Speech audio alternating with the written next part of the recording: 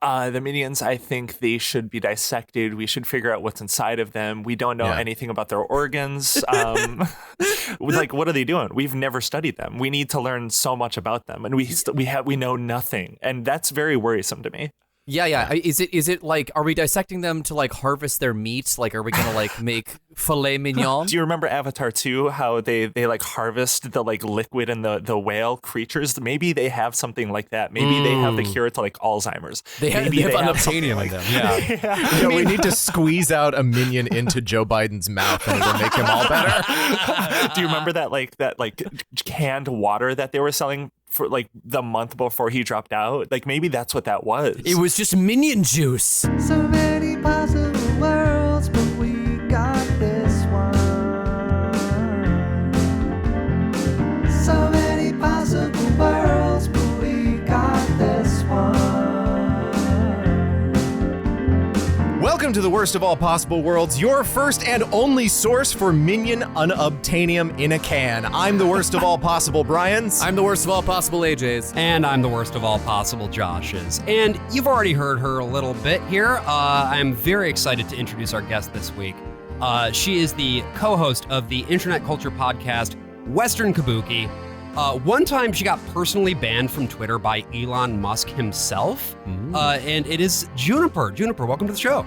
Thank you so much for having me. I'm super excited to be here and talk about this weird alternative universe that we're going to delve into. Yeah. Welcome to hell, June. We're back, folks. Welcome to the show with the most lore, and we have dropped you in at the 877th episode of it and just went full steam ahead. And I feel like I know everything about it already. I know these people. They're my friends. No, they're real. They're real. They're well-realized, well-fleshed out characters. We're back for more What's on the Summer, folks. It's the ongoing sub-series of the worst of all possible worlds, where we talk about Adventures in Odyssey, the Christian radio drama for children produced by Focus on the Family, the Evangelical Christian organization based out of Colorado Springs, which, by the way, is a place that we are going to be very fucking soon. In a few days. My God. Yes, if you're listening to this on release day, you have, 4 days to get your tickets for the live show, I want to say, right? Is that how time works? Yeah, that is how time works. And we will be going to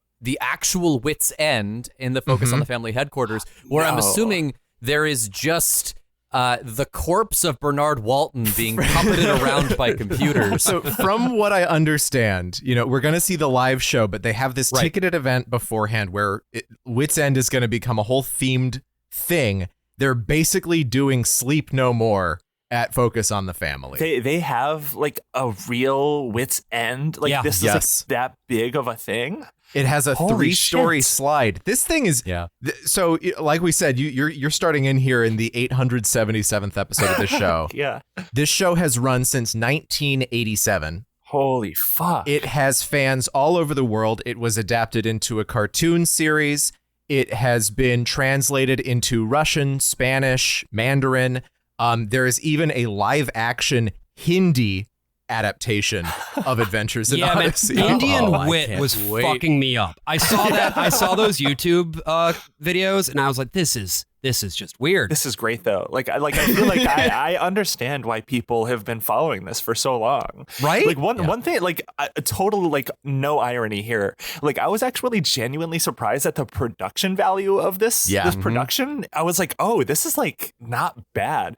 Like I was expecting this to like be a little. It's a little cheesy. It's a little like goofy, but like it's like good production. This is like these like religious groups have a lot of money, so it makes sense. Yes. But I was like actually stunned. And and we're going to talk a little bit more about Focus in just a moment. But before we get there, June, I sort of had a question for you. Because your show, Western Kabuki, talks a lot about like weird reactionaries, and especially weird, very online reactionaries, and sort of like how they operate, what their whole deal is. You did some great episodes, the one about Grums, the one about the quartering, and of course, your ongoing coverage of Elon Musk. Friend of the show. Yeah, friend of the show, Elon Musk, friend of your show and ours. What are the key hallmarks of these weird reactionary guys? And when you listen to these episodes of Adventures in Odyssey, did any of those characteristics or themes kind of jump back out at you? In particular, I feel like the ones that we are most fascinated by just like witnessing and covering on our show, and just like we have like a couple other people that we've not like covered necessarily on our show, but like that we follow, and we just like are fascinated by them. I think one of the more like the through line between so many of them is at one point they had radically different politics. Yes. You know, like Grums, like maybe he wasn't like a leftist, but he was like, I mean, if you go back like 20 years, that dude was like nominally just like a lib guy, but now he's like, sure. Like he, you know, he's one of those guys that was like, I would never vote for Trump, but now he's like, oh, but the evil woke leftists are now making me vote for Trump. I know. Ian Miles Chong was like an anti-Gamergate guy. He was before just becoming this absolute freak. The thing that's like crazy about him, he's like one of the better examples of that because there's still old tweets from him up, like interacting with people I'm still mutuals with who are still like liberals or leftists, of him just kind of being like, oh, you know, I'm like playing Epic Mickey, you know, I'm like doing this and that. Like he was like an anti-Gamergate guy. He was like normal, but then like something happened in the last like 5 to 10 years, and still happens to this day with like people like Brianna Wu, where they will just do this weird shift. There's something about them, usually money or the want of money or like the expectation of fame generally is involved with that, is what I've noticed. One group that has been extremely constant in its approach from the very beginning is, of course, Focus on the Family, the organization that produces Adventures in Odyssey. And Brian, I think you had a little bit here about Jim Daly, who is now the president of Focus, right? Since we're approaching the 1000th episode, and we will be seeing the 1000th episode spectacular, I've been listening to a lot of the official Adventures in Odyssey podcast that's put out by the organization. You don't have to do this, Brian. I can tell you've been listening to it because your hand has been shaking this whole time. There's like this vacant 1,000-mile stare. Yeah. I also had to do it to look up the stuff about like Eugene that we'll get to later on in this episode. But I saw one of their newest episodes was like, they've been doing stuff where they're like, this is where the theme song came from. Here are the people who have worked in music production on our show since the 80s, and they're 1,000 years old. Here are the people who wrote the first episode, and they're 1,000 years old. And here's the guy who runs the organization. His name, it's not James Dobson anymore. He stepped down after almost completely destroying the organization in order to get rid of gay marriage in California. And I should point out, for those of you joining us for the very first time, welcome. James Dobson is one of the worst men to ever live.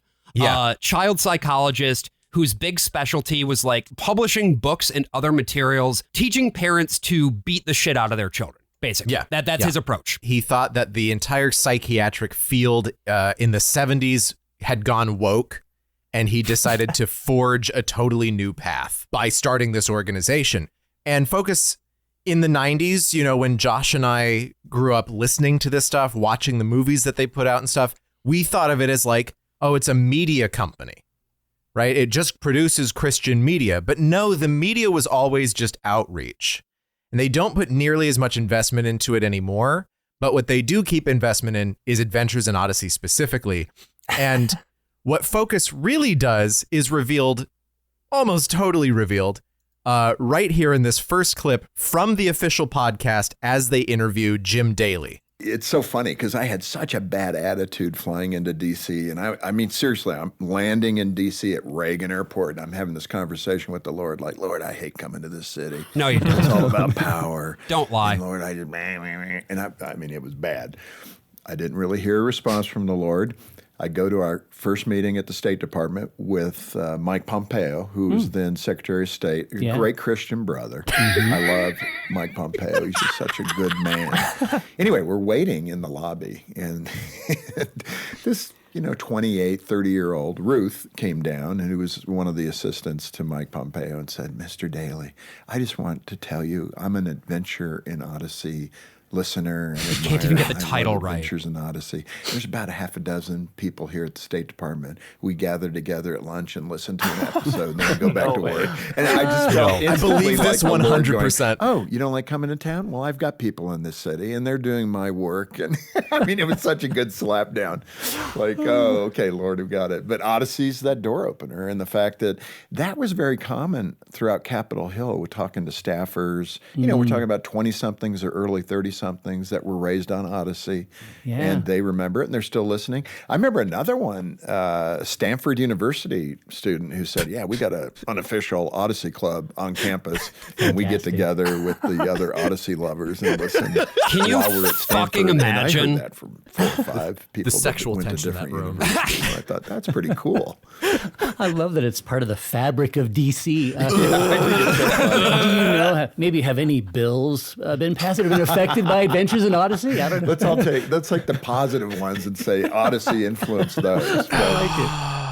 Oh, that makes Long clip, long descent into darkness. He was like, "Oh, I get to DC and I hate the power structure, but we got a lot of bills passed. We obtained a lot of power through this show and its influence in the halls of Congress." No, but Like, we all right, hate man. power, don't we? Yeah, we just hate power. You do not hate DC. Don't lie. No. Don't just fucking come out here and lie like that. I hate This is DC, swamp creature. but I love Mike Pompeo. right. And I hate power. So Focus on the Family brands itself as a ministry. It is, for tax purposes, officially a church, which it changed that designation during the Trump presidency.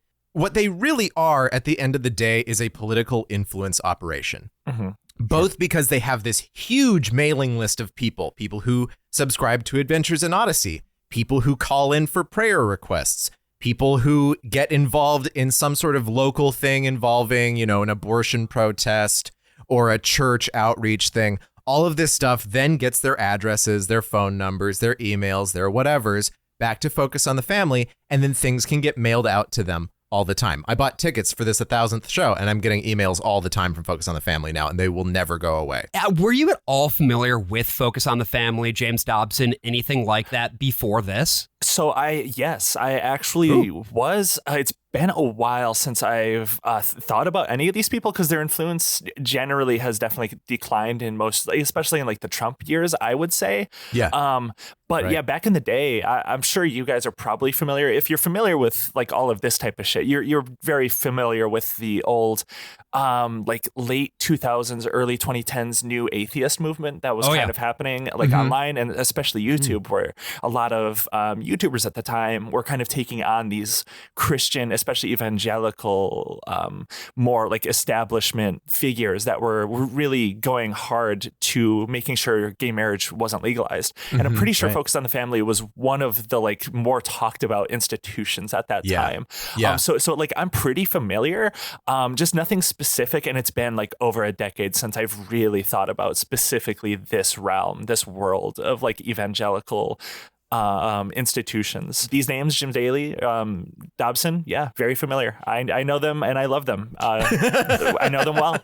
It really does feel like a pocket dimension, doesn't it? Yeah, Like it entering does. into Odyssey, it feels like its own little world that has been like operating like behind the scenes the whole time. You just never really noticed it. Right. It's the actual shadow government. Yeah, that's the thing. are It is the deep state. It's the deep state. Yeah, this guy, Jim Daly, that no one has ever heard of, is going to regular meetings with Mike Pompeo, and the 30-year-olds on his staff are listening to a show for children. Yeah. What fucking sick, twisted 30-something is going to listen to Adventures in Odyssey? Only the most twisted, evil individuals That's right. alive in this That's right. world. Yeah, That's right. And I feel like for like younger people, because I'm like, I think we're all a little bit older. I was watching this type of shit on YouTube like back in the day, learning about these people. But like I feel like if you're like just turning 20 or if you're like in that age, you wouldn't really know about this like force that is still out there. This like really strong Christian lobby. But yeah, no, like people, I feel like people, it's very under talked about these days. It's one of the reasons why Trump proclaims he's a Christian at all, right? Yeah, because they yeah. do still have such power. They've got his back. Like, you want to talk about these organizations, look at the Family Research Council, which is technically not part of Focus on the Family, but is directly It's adjacent descended to from it. Yeah. All of these people got behind Trump very, very early on. Yeah, and that's the thing, June, like you're right. People don't really hear about Focus on the Family anymore. They don't know what it is. It makes more money now than it ever did before Trump was president. Really? I would have not guessed that. Yeah. Again, in the 90s, they produced a lot of media. They were making films. They were making the various radio series all through the early 2000s. And a lot of the media efforts have been cropped back so that it's pretty much just Odyssey and the regular talk show. But there is so much more revenue pouring through. And we can't even know what it is because a church is different from other nonprofits. Right. So they no longer have to share who their donors are. That's the very dangerous thing about like religious institutions crossing into politics. Yeah. That was why when I was very young, that was one of the main things I really thought about a lot, was that like the crossover of church and state, because that's like a really genuine fear. Well, and the church thing is a more recent development, too. It was under the Trump administration that they were like, hey, up until this point, we've been a normal religious 501c3. We are going to legally refile now as a church. And they basically dared the IRS to come after them. They dared them to discipline. That's right, Brian. The first episode that we have today is A Sacrificial Escape. Where nothing is sacrificed. That is a hell of a title. I just want to say that first. And this is an Adventures in Odyssey episode about an escape room. Yeah, what? What are those? I didn't realize like this was a good one to start for me, because like I would have assumed, just based off of the few things I knew about this going into it, I would have thought that this was like a production, a show that has finished. But I was like, oh no, this was like made probably less than a year ago. Like this episode. Yeah. This was a little while. This was 2019 that this came out. October of 2019, so it's almost a Halloween thing, except they don't do Halloween over there. Oh, they had a whole episode about that. Yeah, it's demonic and that's scary. They can't do it because they'll go to hell. Yeah. This episode was written by Bob Hoose, who's kind of an interesting figure, because Focus on the Family also has a publication, or just a website now, but it used to be a magazine. We used to get it, called Plugged In. And Plugged In is a thing that reviews movies and TV shows and counts the swears and lets you know if there's a titty in it so that you can not take your kids to it. June, what's your favorite movie, real quick? Just want to... Oh, shit. You're putting me on the spot. Something from the last 20 years. Something from the last 20 years. I'm just going to go with my gut and say The Lighthouse with Willem Dafoe and Robert Pattinson, because I just love that movie. It's a good movie. Okay, just taking a look here at the Plugged In review. Some will call this film an artistic study, a bizarre blending of black and white horror and tragedy that digs its claws into the broken and anguished human condition. But no matter how you squint your eyes and look for aesthetic value here, no matter how enamored you may initially be with its dread-soaked gray visuals and mournfully soughing sounds, the truth is that this film is itself a form of torture. From its knotted muscle fantasies to its drunken bloody knuckles and psychotic mental ruptures, this cinematic nor'easter is more disheartening and spiritually oppressive than nearly anything you're apt to find on a theater screen. Considering today's crop of films, that's saying something. If you're even remotely considering this film as an evening's entertainment, in short, don't. There are barren rocks and torments enough. I would love to see a movie they do like. I'll be honest. Like what would be a good review from them? Yeah, well, and what Bob Hoose has done is he's brought some actual. Back in the day, it really was just like, is this a morally good movie or a morally bad movie? And since he came in, there is more like criticism. Like this couches like actual discussions about the dread-soaked atmosphere and tones of gray and everything that would not appear. Calls in the it a old nor'easter. days. You know? And Hoose also is the guy that was like, we're not covering video games because so much of our base is like against video games on the whole, but we need to start talking about video games because a whole bunch of our base is playing them. And we want to make sure that the kids are playing only the good ones and not the bad ones. None of the ones with the gay Italian boy. None of those.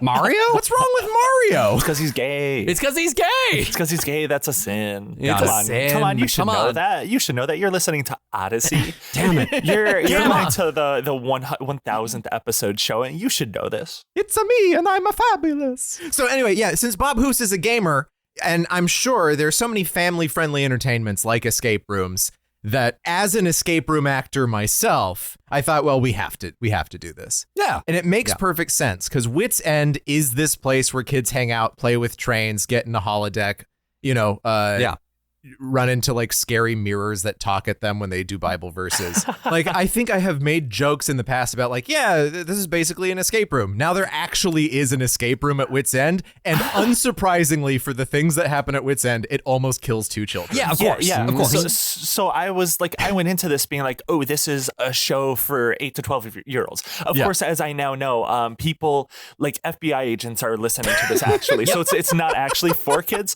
But they're also listening to this episode, by the way. Hi, everybody. And like for like an 8 to 12-year-old, I feel like this episode would be genuinely kind of scary. Like it would have freaked me the fuck out. It begins with Dave Arnold giving us a warning. The producer of Adventures in Odyssey is like, hey, parents, this one's going to be a little scary. Check Parents, if you're still talking to your kids, unlike me, Dave Arnold. Oh my God. Got him. June, you weren't around for this, but one of the earliest episodes of the show was during the height of the Satanic Panic. Yes. And they do a two-parter about how Dungeons and Dragons is going to summon a demon to Earth. Yeah. And it traumatized all of us evangelical millennials who heard it. Wait, can I ask a question? Did you guys listen to this when you were kids? Oh, yeah. Josh and I did. AJ grew up Catholic, so he was spared. Yeah. Same. Yeah. I also grew up Catholic. Hell yeah. There we go. Were you exposed to VeggieTales at all, June? Were you, absolutely. A big VeggieTales head. Yeah, I love VeggieTales. Everybody loves great. VeggieTales. But yeah, Josh and I grew up listening to basically the first 500 episodes of Adventures in Odyssey. I was actually at the 500th episode live celebration in Colorado Springs. So I, Josh, will have been present for episode 500 as well as episode 1000, which is honestly kind of wild. That's pretty great. But like to contextualize this for non-Odyssey listeners, Josh and Brian listened to like seasons 1 through 12 of The Simpsons.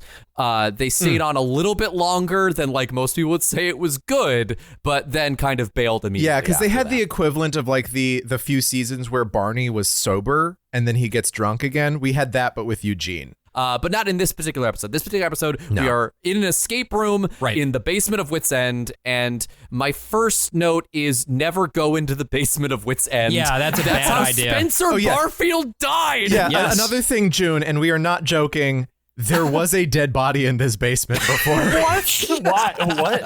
How did he die? Does anyone know? It's a whole mystery. He got shot in the back, I think. Wow. Yeah, it was like he was a drifter, quote unquote, who got shot in the back because a heist went wrong, I guess. I love that you remember this. Also, AJ. a Dutch-American biocriminal blew himself up in the tunnels in the basement that used to be part of the Underground Railroad.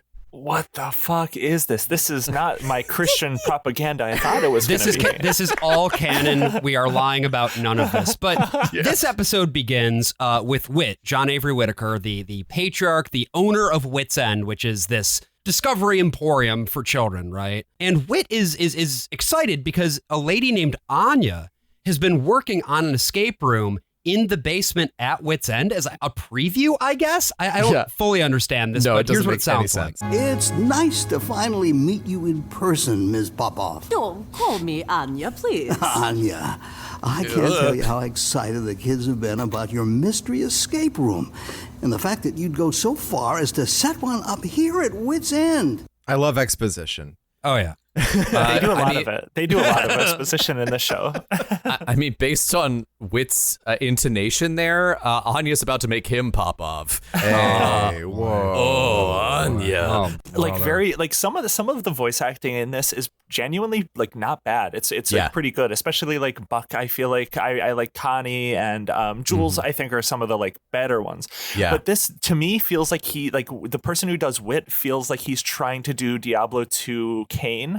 Like he's like trying to do like he's just like old man. He's like when you think of old man voice acting, he's just like kind of trying to do that. Like it's like he's like the moral like in the world, in the universe, how they want to portray him. He is like the moral center of the town, especially the Christian community. It sounds like to me, like he's like the wise old man that everyone can trust. And that really goes to like the like not that he's like a Jesus figure necessarily, but I feel like a lot of like very Christian evangelical propaganda will always have characters like this. Yes. In their stories.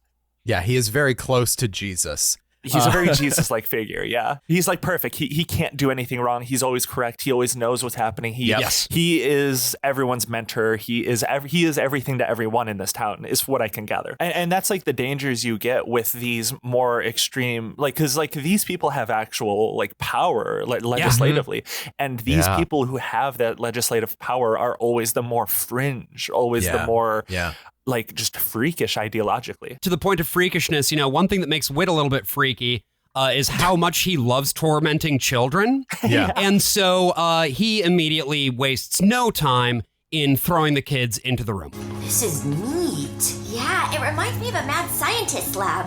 I love it. More like a steampunk lab. Wouldn't it be fun to do this together, Matthew?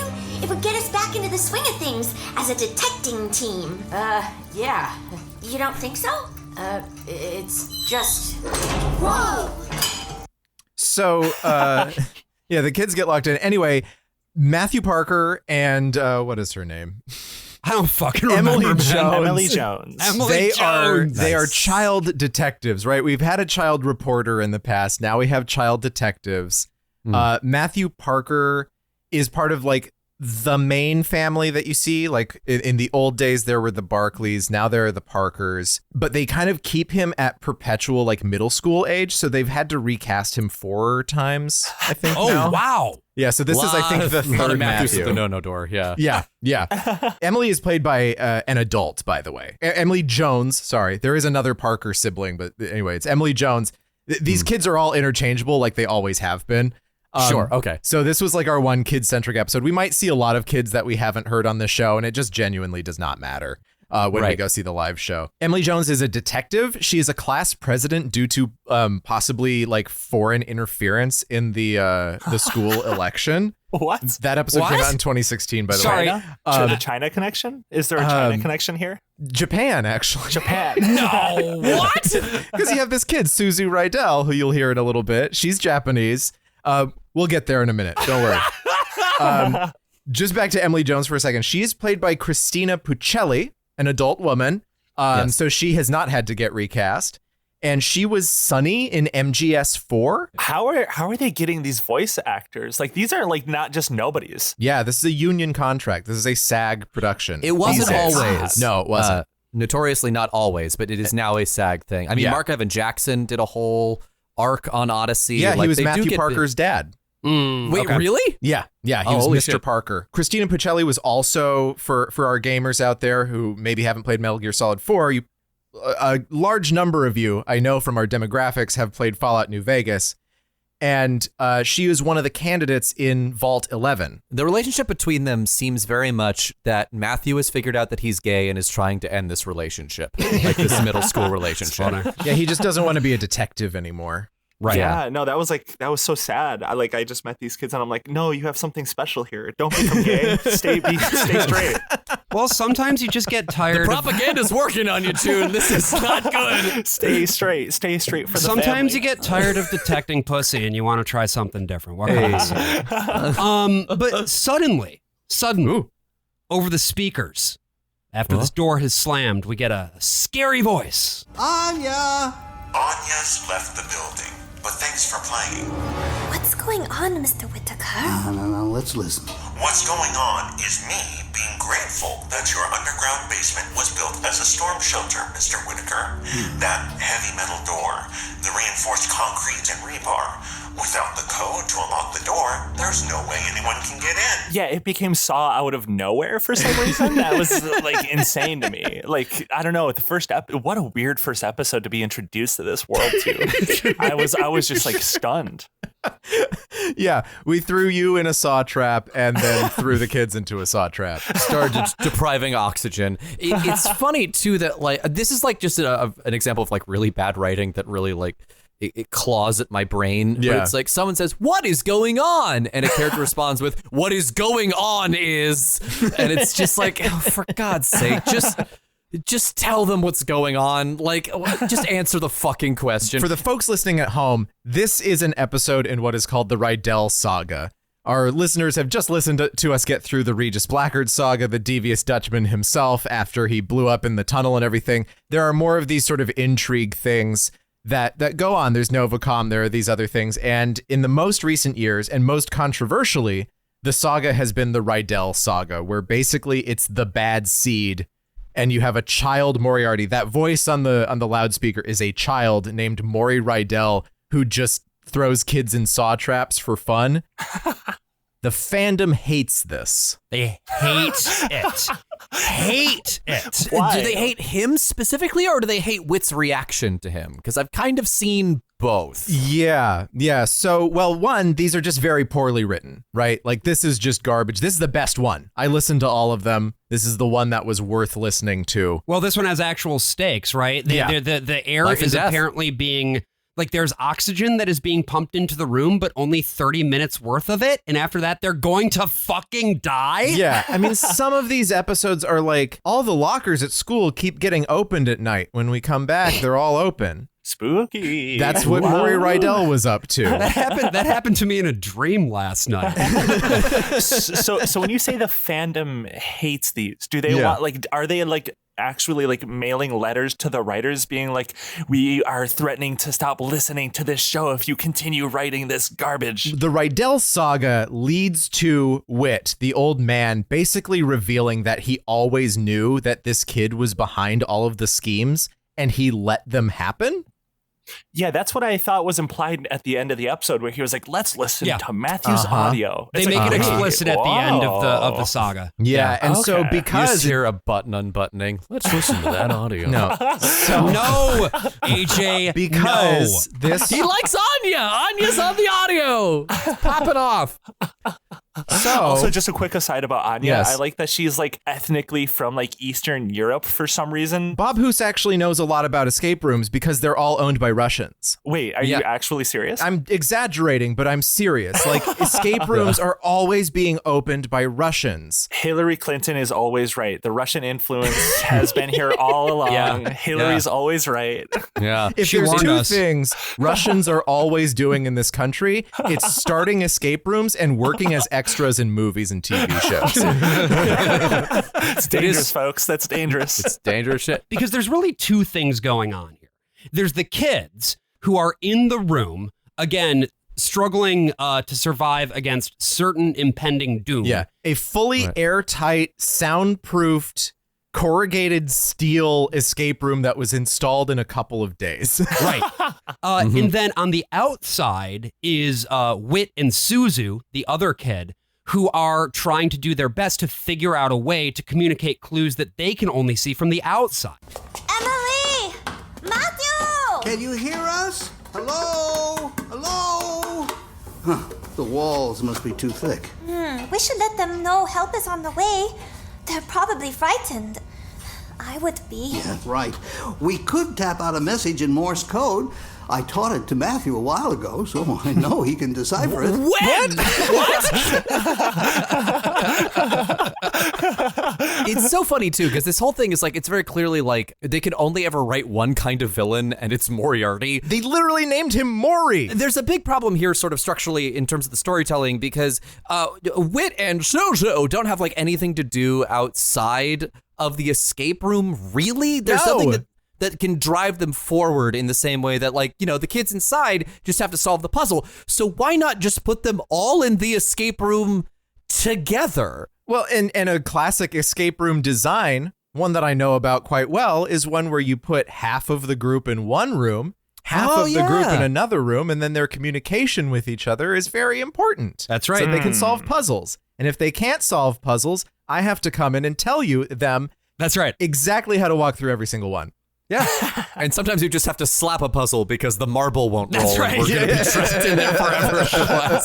and then you start taking away their oxygen. Right. And Yeah. it No, gets that's really scary. That's right. That's right. Yeah. The central puzzle of this escape room, which, by the way, I don't know if it's implied that these are new puzzles constructed by Jigsaw, or if these are the existing puzzles in the escape room, just with higher stakes now. It gets even less clear because Anya's not a real person. She is a community theater actor from the next town over, which gets revealed at the end. Wait, what do you mean she's not a real person? What do you She's mean an actor. She's not a real. She doesn't own the escape room. She never shows up again. Actors are not real people. But Whit finds her at Connellsville Civic Theater doing No Exit or some shit, and he asks her what's going on. That makes sense because she seems to have borrowed her accent from a production of Chess. It assumes, I guess, that Maury just has access to a lot of money and is able to just hire people to build things for him, which is, I guess, how half of his pranks work. Wait, so Maury masterminded the construction of the escape room in the first place and hired Anya, quote unquote, as a... Yeah, she was just there to deliver some lines, walk out of the basement, and not think about it anymore. Wow, nothing gets past Whit. Holy shit.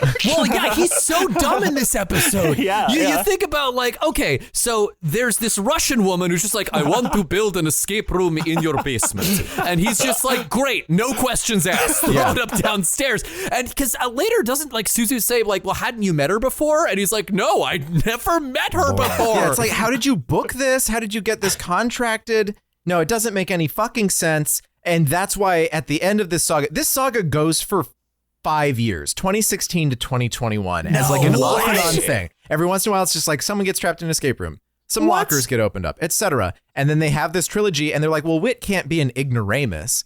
So we have to be like, well, yeah, I knew the whole time.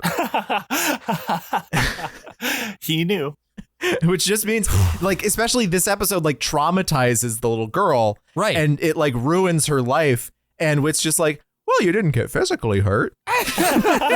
Let's get to that, shall we? Because like I said, the sort of central puzzle here is the reed puzzle. And let's just play this clip so you can hear the logic of this puzzle. Matthew just found a mouthpiece for a wind instrument.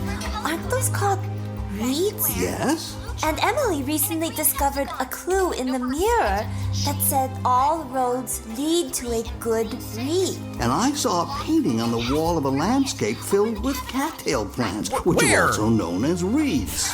This painting did not come up before. Reeds must mean something. Oh, well done, Suzu. And so the solution is they need to tap the word reed in Morse code. Which then, what do they do on the other side of the escape room with that? At some point, no, it's very unclear. Matthew figures out that they need a reed switch, or like it's a reed switch lock, and they need to use a magnet to open it up. Right, yes. I've done a few escape rooms in my time. They've all been really fun. I feel like if this was the puzzle, I'd be, what the hell kind of puzzle did we sign up for today? This is not worth $70. Suzu and Mori, by the way, these kids are played by two adults, actually. Suzu is played by April Hong, who is a very prolific voice actress. She is also James Hong's daughter. Whoa! James Hong, the man who I believe has the record for most movie and TV credits out of anyone alive, who won his Oscar for Everything Everywhere All at Once. Yeah. We watched Airplane earlier in the year. He was the guy who commits seppuku listening to Stryker's story. So Maury Rydell is played by Atticus Schaefer, who, if you've ever watched the show The Middle, he's the shorter child. He's in his early 20s now, but he has osteogenesis imperfecta, I think type 4. Just like Michael J. Anderson from Twin Peaks, he also has osteogenesis imperfecta, and it's resulted in a form of dwarfism. And in the case of Atticus Schaefer, it's also affected his voice, so that it still sounds really high, and he can play a kid from 2016 to 2024. He's still playing Maury Rydell. He's on a whole redemption arc now. He's currently the latest episode with Maury Rydell had him have other characters appear to him as his conscience, like Whit and Emily, and he says at one point to all the voices talking to him, stop, this is so cliched.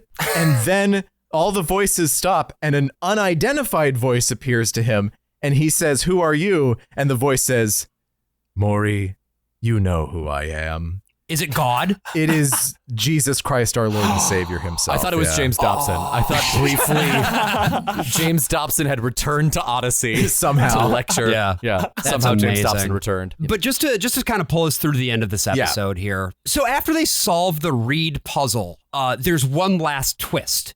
All of a sudden, the rest of the oxygen is getting pumped out of the room, and the kids have a decision to make in that moment. It's an oxygen mask. Who said you weren't a detective? But you surely also noticed there's only one mask. Now, if you think you'll be handing it back and forth, you have another thing coming. Only one of you is allowed to use it. You're making us choose who gets to live? Another astute observation. What is it your Bible says? Greater love hath no man than this. Your than to lay Bible. down his life for his friends. Let's see whether it's true, shall we? You are a sick and evil man. Let's not say anything we'll regret. Put the mask on, Emily. No, you. I can't. You said you knew how to get out of here. I don't. Put on the mask. No, you should do it because you... Matthew, you are my best friend in the world, and I'm not letting anything happen to you. I'll help you as long as I can. But Now put on the mask before neither of us can. This is where I sort of perked up a little bit. Yeah. There was a point where he says, what is it your Bible says? And then perfectly quotes the Bible. And I leaned forward and I was like, oh shit. Is this like one of Whit's old proteges that has like turned against him or something? It's Jimmy. Yeah, it's Jimmy or Jimmy. Honestly, if it were Jerry, I would give the show everything. I would just like stand and applaud because it seems like we're operating in a comic book world here in a way that Odyssey hasn't really tapped into before. And that got me a little excited about the possibilities. Now that I know it's just some kid who likes pranks, I guess, and that one of those pranks involves murder. Well, it's a little bit more than that, AJ, and let me explain. So Mori, because he grew up in the American embassy in Japan, his dad was the ambassador, and I guess so. His dad's Rahm Emanuel, and Mori and his parents adopted Suzu. So she's adopted from Japan. He's their biological child, originally from America, grew up in Japan.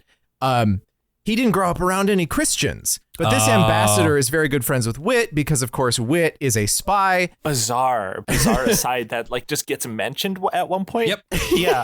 For like no reason. I was very confused about that. So the NSA is a big part of this entire series, probably because the NSA is heavily involved in focus on the family's activities and vice versa. Helps when you're a major information clearinghouse, I suppose. Hi, Jim Daly. Thanks for listening. So Mori, once he comes to Odyssey and he meets Christians for the first time, because he's this guy who likes to pull, dark pranks, is like, I need to see if these Christians are really all about what they say they're all about. So I'm going to test them on biblical value. So he becomes Kevin Spacey in Seven. And that's what this whole saga is. You can see why everyone is mad about this.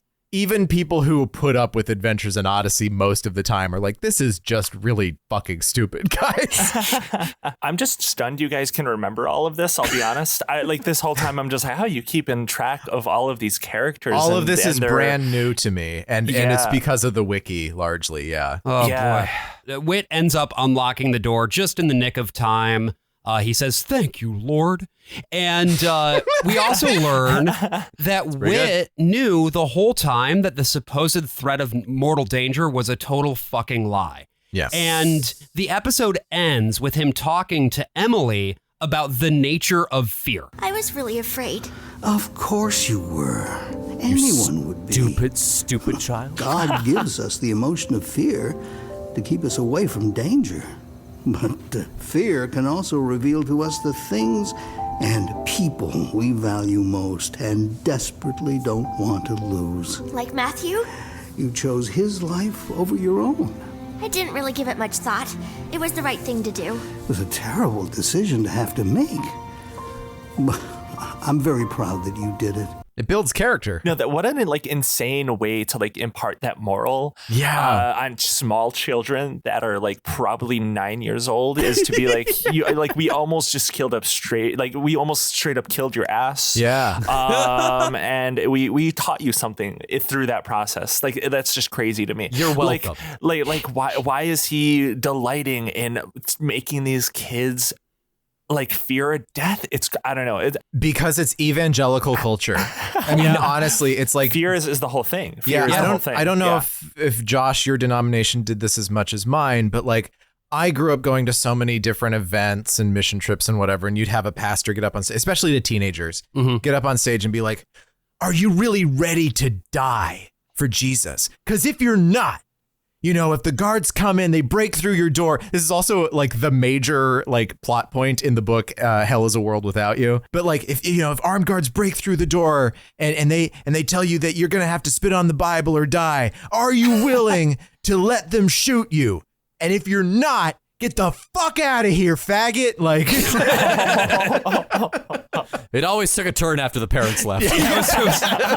Really? He's just surprisingly harsh. Yeah, watching the last one, the door closes and F slur. But it actually, jokes aside, it absolutely is, to your point, AJ, something where they would kind of wait for the parents to go away before they got really hardcore about it. Yeah. If you look at stuff like Ron Luce, who is somebody who we're definitely going to have to talk about on the show at some point. A great example of a guy. And I myself never went to an event like that, to answer your question, Brian. Okay. But I absolutely am familiar with that kind of rhetoric. And June, had you heard this kind of thing before, or was this sort of way of looking at it pretty new to you? So Catholics, as I'm sure you guys are all aware, kind of do that differently. It's not all necessarily based off of fear. So like growing up, I didn't really have, like, the area that I grew up in, like the Midwest, especially Wisconsin, is very Catholic. It's very Catholic Italian. So like growing up and kind of like doing research on my own, like when I got a little bit older and just like talking to different people,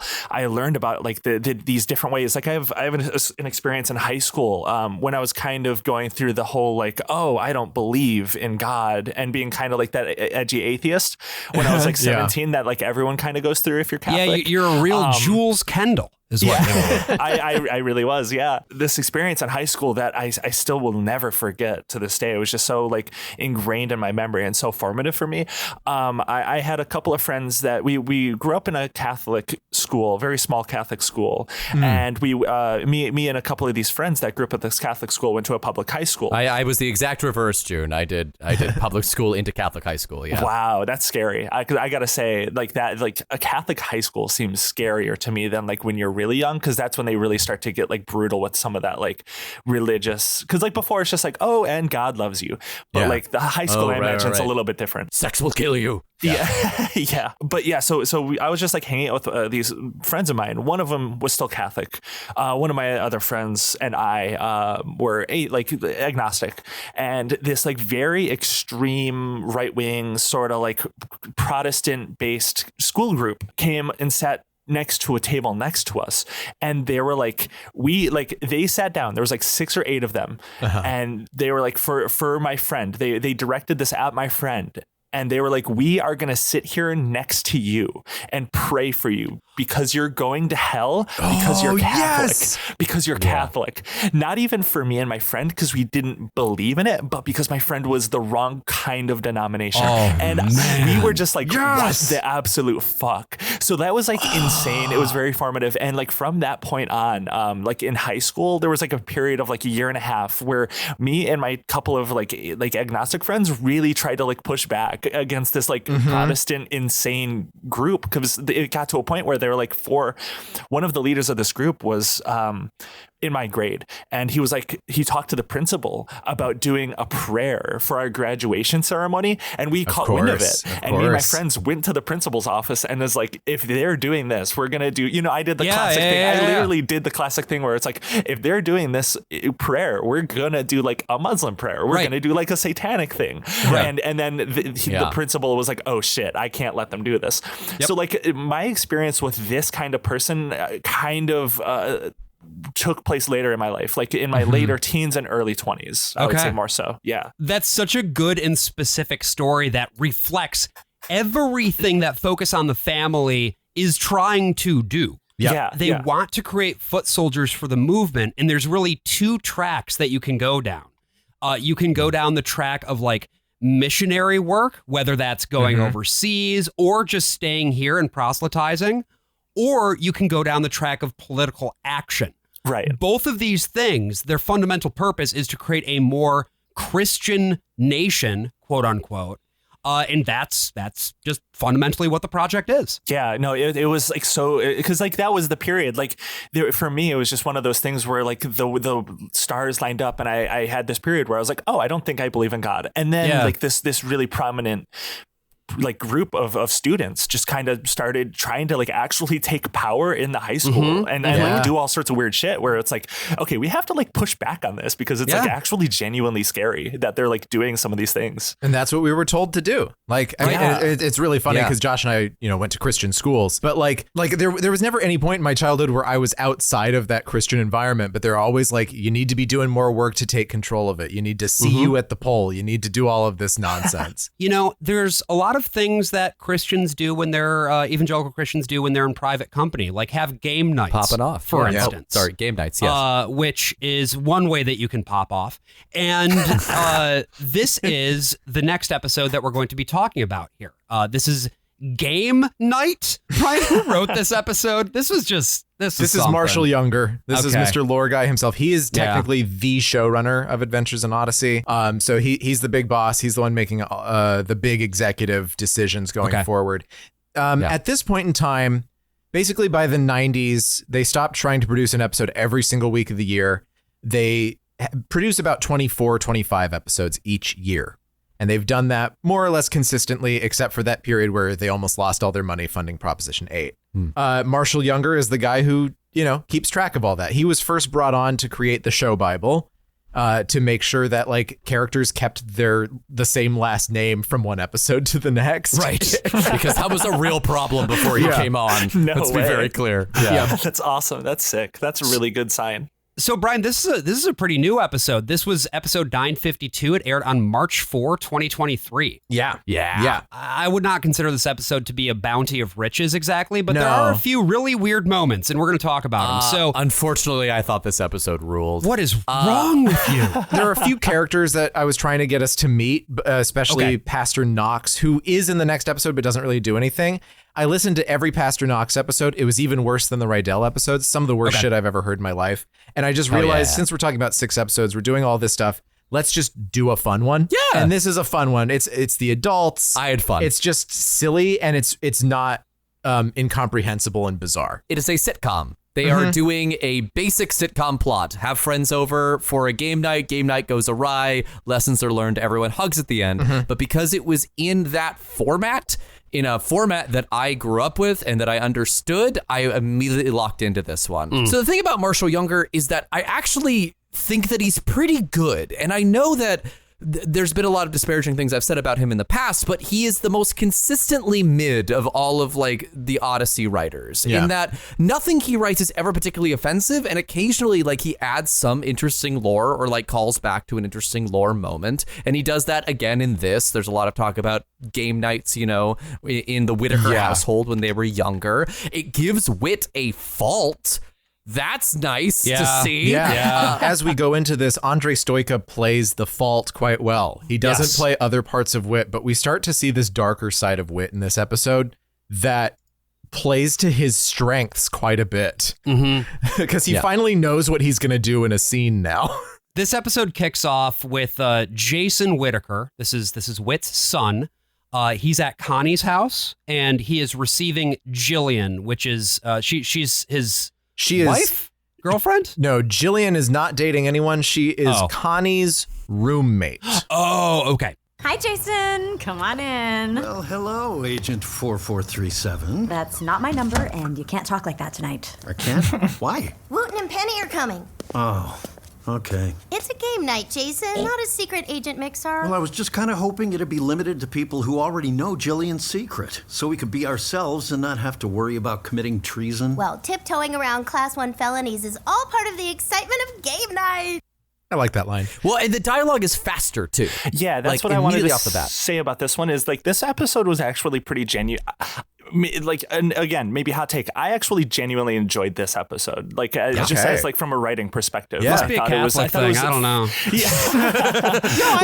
I had a fair bit of fun. Dumb. Yeah. But like it was a fun episode. It was. Yeah. I feel like objectively, and I'll die on that hill. All right. Okay. Well, Josh is in the minority once again. Okay. I'm outvoted. Yeah. We're doing ageism and ableism to you. Hell yeah. To be fair, the three of us were paid off by Marshall Younger to say all these things. So we are in the pocket of Big Younger. Oh, no. Yeah. If you guys can go back and once we're done recording, add that I am with Focus on the Family. Okay. I've been hiding that from you. Put that in the intro. Yeah, you got it. I'll do a quick pickup when we're done. But so this is something that I didn't fully understand here. So Jillian is also an NSA agent? Is that right? Yeah, so Jillian just moved into Connie's house and she's like a ditzy character. So June, we're all on the same table here. None of us have ever, the research guy, I decided not to listen to any episodes with Jillian. I was like, fuck it. This is the episode we're going with. I don't care anymore. Right. I was so tired. And she's just a ditz most of the time. And then I guess they must have had some sort of plot episode where they decide it always just goes back to spies with this show again, because they're for some reason. I think it's because they are spies. So let's talk about game night here. You know, Jillian can't have her cover get blown because of the fact that she's playing this ditzy character, and so that means that Jason is going to. They're Jason, teammates. who was also in the NSA, because the whole Whitaker family is in Intelleugence. I love that the small town of 30,000 people is just like the most important city of all time in this world. It's really cool. Yep, the epicenter of all. It's really awesome. Yeah, J.D. Vance was born there. No, So Jason basically he wants to win game night. It's because he's got a big old grudge against his dad because, well, as it turns out, Jason and Whit's game nights were fucking intense growing up. So, Dad, are you going to behave yourself tonight? Jason, whatever are you talking about?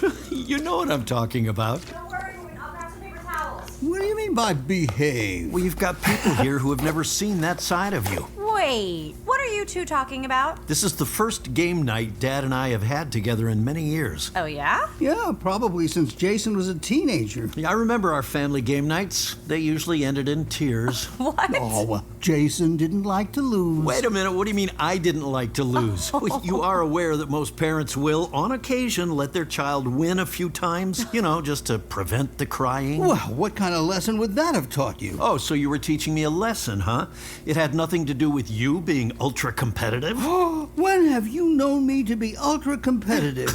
Come on family game nights, that's when. Most of the time, you deserved to lose. You were a compulsive cheater. Really? So it's no wonder Jerry signed up for NAM when he turned 18. Yeah. He needed to get out of the house. there. It's got to be less intense than Monopoly night at the Whitaker residence. Yeah, how does this hit you, June? There's just something off-putting about how self-important and important he is to just like everyone. I don't know. Yeah. Like to me, like just going back to what I said before, like he is like the Jesus to everyone in this city, this small, very small city. I don't know. He's just, I don't trust him. He's got some dark secrets. Yeah. Well, Jesus flipped tables when he lost at Monopoly too. Yeah. So that's a good point. He had a lot of anger management, just like Jesus. Yeah. The first actor who plays Whit, we could always tell he had a dark side. He had a sadistic side. He liked to laugh at kids, but we didn't generally see him get mad on the show. It happened on occasion, but here Andrei Stoica does this brilliant job playing this really dark undercurrent to Whit that has always been part of the character. This is just the first time you really, really see it expressed. Yeah. I think that's part of why I like this episode too. Yeah. And why I'm just really fascinated by the character of Whit, because the last episode, he's like involved with a weird scheme to like watch these children and put them through torture, basically. And now he's like, I will abuse you in this one. Yeah. And I don't know, he's just like a really strange character as like, from what I can understand, the main character of this whole world. Yes. It's like very not what I expected of this very Christian programming. What were you just expecting? Not what I didn't really have expectations. I just didn't expect this character in particular, the titular character Whit, to be as dark as he is. He's complex. It's shocking. Yeah, he's very complex. And that's like the fascinating thing, like that I was saying before, is like the production value is not bad with the show. It's like the writing is a little cheesy and bad sometimes, but like it's like it's not bad. Like the writing is not bad. I don't think. I have saved you from some of what I was listening to. I thought about maybe throwing in one of the worst ones, and I was like, no, we deserve better. Yeah, you're saving me. Our guest deserves better. We're on our best behavior here for our delightful guest. Yeah, no. To the point of Whit's anger, we have a few moments where it kind of flashes through. Yeah. One of the moments is where Jillian is being a little bit too airheaded, and it's putting Jason at a competitive disadvantage, and Whit thinks it's fucking hilarious. Oh, well, that was fun, wasn't it? Kind of a hollow victory, don't you think, Dad? What was that? Well, you know trivia games aren't fair when Jillian has to play the fool. Well, yes, of course. So you're willing to discount the entire thing? I don't know about that. Connie and I did get on a roll. We would have been hard to beat regardless. Yeah, well, your roll is over now. What? We're coming for you, and we're not showing mercy this time. Connie, hey. Connie has a rule saying don't get too competitive, right? Because she doesn't want the Whitaker family to burn her house down. I do love Andre Stoika's little like he's actually panicking. Like Jason is like sticking his finger in his ribs. Like, here's what the deal is, motherfucker. I'm bigger than you now. I can hurt you. And then there's one other moment that I pulled a clip from, which is just Whit finally fully losing his shit. Basically, there's been this open question about a bruise that he has on his face. Yeah. And they're all kind of speculating about what happened. And finally, the lid just comes off and Whit blows up. It was a silly accident. A few kids were at Inventor's Corner today creating a delivery system with pulleys and ropes and got into an argument and accidentally let go of a metal weight and it swung down and hit me in the face. That's it. Okay. There was no concussion, no tears, and certainly no jar. I don't know why you're so worried. It obviously hasn't affected my gameplay. Connie and I were winning. So you don't need any aspirin? No, it's just a mild headache. Never has music done more heavy lifting than the bouncy, everything is fine. Everything is fine. This man is yelling at his son and everything is fine. They must have listened to that take and been like, we can't put this in like this. We have to do something. This is for 8 to 12-year-olds. Dave Arnold comes into the top of the episode. This episode might not be good for kids. Talk to them first before listening to Game Night. I have literally gotten this note as an actor where like, which one? I have played too angry, a moment that's supposed to be angry, and the director's like, you know, there are kids coming to this, right? But it's good. Like, that's the thing, is at least Andre Stoika is finally fucking alive in this thing. Like, he's not just some sentient garden gnome that got like a severe head wound moments before wandering into the scene. Like, he's did get a severe head wound. He did in this case, in this very one case. This is also a great setup for a murder mystery, just in general, of like having these rules of what you're allowed and not allowed to talk about when you come in, and one of them, like, you can't talk about anything that's wrong with you. And someone comes in with this giant bruise, and you're like, I think maybe that guy's the killer. Connie has this thing set up because her life has just been a shambles, where if people complain too much, get too aggressive, whatever, talk about work, then they have to sit in the corner, and eventually everyone has to sit in the corner. And Connie starts laughing hysterically. Yeah. Well, it's also really scary. Connie gets driven to, like, because everyone else is bothering her so much. It's like, fine, fuck it. Here's why I set up these rules. And it's like, she's going through She's having a bad time. And she just wants escapism. Right. So she makes herself sit on the naughty step. And then everyone starts laughing, and it's just kind of a cheesy, oh, ho, ho, ho, ho, but we're having fun. The way that she laughs is not like a funny ha-ha laugh. It's I'm gone. I am breaking down, I'm at my limit type laugh. It's Titus Andronicus. I have no tears left to cry. Yeah.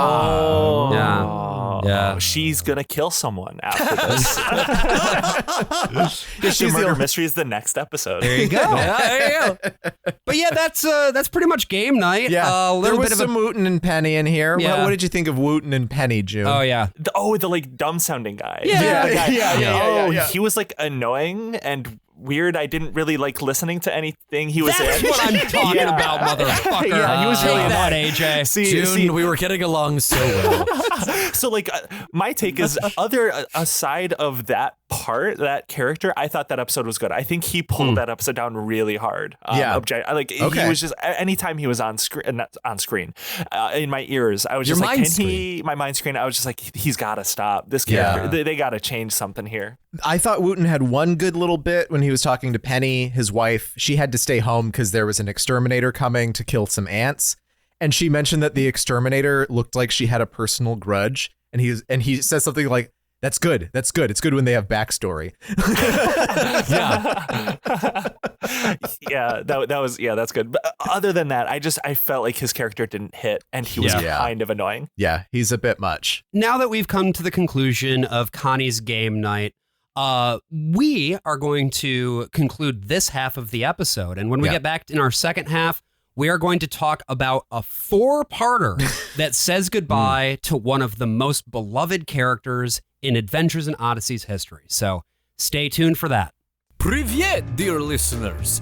Estragonov here, owner and operator of Estragonov Escape Room Express, the only escape room that can be built from scratch in 24 hours time. But Estragon, I hear you exclaim, this is simply not possible. To erect fully soundproof room with puzzles and lights and steampunk aesthetic in the amount of time it takes to watch the first 2 seasons of Friends? Well, in first place, in Russia, show is called Comrades, where Ross Gellerov is staunch Trotskyist, Joey Tribyanovich is hardline Leninist, and Phoebe is Bear. In second place, if we do not deliver on our promise to install our patented airtight puzzle box in 24 hours time, you will receive a full refund. Faster Than Comrades was cancelled after Phoebe went berserk and devoured her castmates. Half of Russia can still hear their screams. Select from our wide variety of escape room themes: steampunk, punk steam, and knife. So call Estragonov Escape Room Express today, so you too can pop open an electronic lock by playing hot cross buns on a recorder or some shit, and distract your mind from the harrowing images of your past. Images like, and I am just balling the spit here, watching the entire cast of Comrades be eaten by bear. I was there that day, just a young boy working his very first TV show. It is sounds I remember most. Dropping of clipboard, screaming of audience, roar of Phoebe. Someone had taken flash photograph, even so many signs were put up to not take flash photograph, but I wonder if she would have attacked either way. As she shattered bones in Joey Tribyanovich's arm with her massive jaws, she looked into my eyes, and there was no anger to be found, no malice, just fear. When you put a bear in a box, what do you expect it to do? What do you expect it to do? So order an Estragonov escape room today and trap yourself and your closest friends in room where you'll soon discover you were never really friends at all. Estragonov Escape Room Express. Think inside the box. Estragonov Escape Room Express is a subsidiary of Patmos Entertainment. All rights reserved. We are back, and we're here to talk about technology, folks, because this is a Eugene-centric episode. So the actor Will Ryan, who played Eugene, the long-running character on this show, who appeared back in episode 50 and has been around ever since then. Wow. Yeah. Who we got to hear his conversion arc a few months back. He died after we started this podcast. And so if you go back to our first Christmas episode, which is one of the first, maybe the third episode that we did here after I moved back to New York. Yeah, and I think that episode, that was number 17, Dreaming of a Whit Christmas. Game Night, which came out in March of 2023, was actually written to originally have Eugene and Katrina in it. And then they changed it to having Jason in it because Will Ryan had passed away. So this episode, this 4-parter, The Best Is Yet to Come, episodes 966 through 969. Good Lord. Nice. Which was written in part by like all the writers, but credited are Buchanan, Kathy Buchanan, Marshall Younger, and Phil Lawler. I thought you were going to say Pat Buchanan. I was like, yeah, Pat he's here too? Yeah. He's here? This is a Christian it's a rogues multiverse. gallery. Yeah. Oh my God. This came out originally online in July of 2023 and then on the radio in October of 2023. Okay. This is a significant amount of time after Will Ryan had died. So they've done this before. When the first actor playing Whit, Hal Smith, died, they had Whit leave to go to Israel until they found the second actor to come in. And then they found a third actor after that. And by the way, I will say those episodes we talked about on episode 97 of The Worst of All Possible Worlds. There we Whit go. Thank you, fucking Josh. dies for real this time with our friends from the Socialist Shelf. And for that one, they used existing footage of Hal Smith lines that he had recorded in previous episodes in order to create a couple of scenes that he was in, reacting to things and just being kind of weirdly distant and curt with everyone. You're probably wondering, okay, we're doing a 4-parter where Eugene leaves the show. What did they do to voice Eugene this much, right? Because he's not going to be there just for a short amount. What did they do? And the answer is, folks, the wonderful world of artificial intelligence. No way. Are you kidding me? I listened to AI voice acting. That was an AI? You sure did. What the fuck? Okay, I would have not guessed that. I swear to God, this is like, I did not know this. I did not. Fucking, they didn't tell me. I didn't fucking know that shit. That's crazy. We should say it is not 100% AI. This is not 100% generative. It is an effect that was put over the voice of another actor on the show. So they used Respeecher, which is the main firm for doing this sort of thing. This is the firm that worked with Disney to make fake Luke Skywalker and to do fake Darth Vader. And it didn't exist when Rogue One was made, but I'm sure it's some of the same people who did fake Darth Vader, fake Leia, fake Grand Moff Tarkin and that as well. Oh. Right. Respeecher is a Ukrainian company. And one of the weird ways that Focus on the Family stands out from a lot of the mainstream American political right wing is that Focus on the Family is very deeply embedded in the country of Ukraine. Interesting. I wouldn't have known that. That's very strange. Yeah. Like, of course, this is a very long running show, but it's interesting to me how many of the voice actors have died just like during the production of this. Pretty much all looking of them. at the the fact sheet that you gave me and then like even talking about this, it's like, okay, there's been like a lot of like at least 5 or 6 main like actor deaths. There are 2 actors on the show now who were there at the very beginning. Wow. So they've really cycled a lot over the years, over the decades. So one of them is Katie Lee, who plays Connie. She was in her mid-late 20s when they started Adventures in Odyssey. And the other actor is Chris, the announcer. She was also pretty young when they started the show. Will Ryan wasn't old when he started playing Eugene, but he was in his 30s. When they started the show, they hired people who worked in radio drama. So they were all old guys. They're all people who had been on the Andy Griffith Show and original Star Trek because they were doing like the radio version of Gunsmoke back in the 50s. So I guess it makes sense. It's a lot of older people that were producing the show. Yeah. And when your main character is an octogenarian or it's very unclear like exactly how old Whit is supposed to be, but it's very unclear how old anyone is supposed to be. 130 years old. Yeah, he's immortal. He's always existed.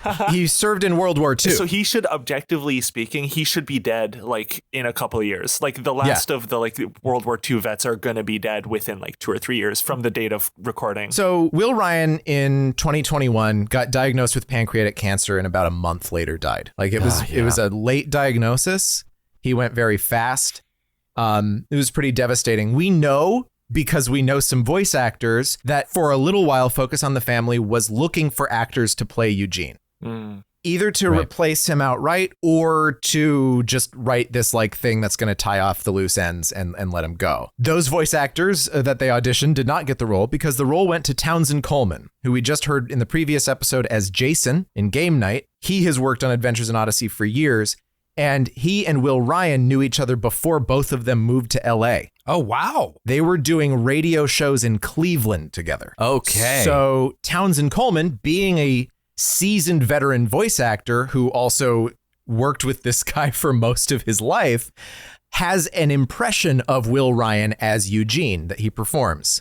It's sort of like if you watch The Irishman, they used a complicated system with Robert De Niro's face and the other older actors, where they filmed him with 3 cameras, and then they had samples of his face in every movie he had ever made before then to be able to blend all of that stuff together. So that's why this sounds like a good performance, is because Townsend Coleman, throughout this entire 4-parter, is doing an impression. Then they send it off to Ukraine and blend it up with Will Ryan's actual voice. Bizarre. And they intercut it with some of Will Ryan's actual lines. Oh. So more inconsequential, like less specific lines throughout this 4-parter are actually him saying like, what? Or doing his many little like vocal, like, Sure. And they just pulled those out of the archive, basically? Yep. So this is very Robert Zemeckis. This is very much like doing a magic trick right in front of you and trying to see if you can spot it. And genuinely, you can't. You can't spot it. I fell for the magic trick. I had no fucking clue. There's a couple of spots where, just having listened to as much Will Ryan over the course of us doing Wits Endless Summer as I have, where I was like, he would have gone up there in the inflection. Yes. Like that's the normal Eugene cadence would go up and it just kind of stayed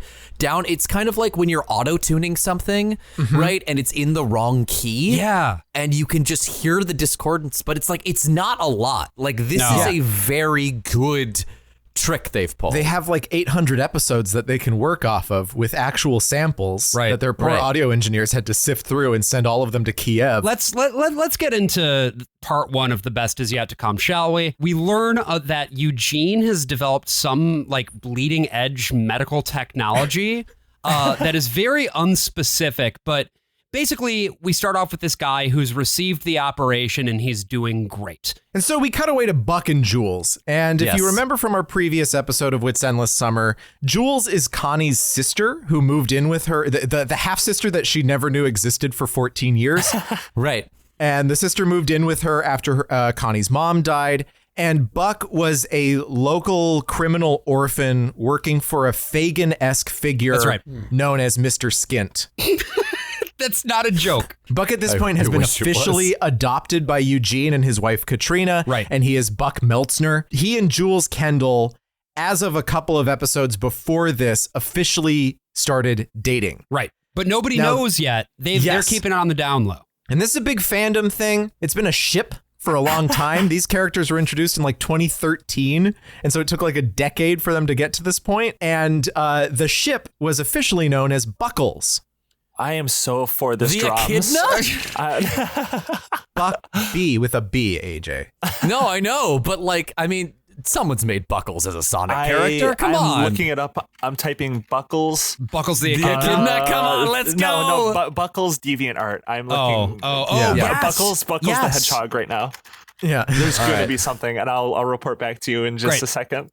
Great. When they started dating, Chris, at the end of the episode, even says, wow, I guess Buckles is official. Oh, no. Oh, no. And of course, like, dating is dicey in this world, right? You have a lot of homeschoolers who listen. You had the whole book, I Kissed Dating Goodbye, in evangelical culture. Dating is often a dirty word. And there is Buckles the Echidna. Fuck you, AJ, for the listeners, he looks like Knuckles, but he's got like a cool like little hat. He's got like a mustache, like a cool little mustache you want to twirl. Yeah, it's kind of like a Robin Hood hat, sort of. No, you know whose hat this is. Whose hat is it? Look up McLeach from The Rescuers Down Under. That it is his hat. McLeach's It's hat. the feather that he stole from the eagle when he killed her husband. What a pull. The final twist, I drew that. I drew Buckles the Echidna. AJ is Ashley Fluttershy, who posted on February 12th, 2008. Poor Ashley. Long con. The longest of all Ashley, possible. whose pronouns I do not know, posted this picture without a scanner. This is just a digital photograph. It is not in focus because the camera is up too close. Yep. There is a bunch of like notes under the word Buckles that you cannot read because they are just simply illegible. We've got the description here as long as we're really going for it. The description is, okay, so not my drawing skills, XD. This is my dad's drawing. He drew this and made it up himself. Guess you know how I got my drawing skills, Well, hope you like it. There are 7 comments. Swycoon MTK says, nice, faved. Suga C says, I like his mustache, LOL. And then it goes back and forth about the nature of Ashley's dad and his drawing abilities. Brian, I have to contest you here. Here's where you're wrong. It is legible, and what it says is Buckles in quotes, and underneath it says Knuckles Grandpappy.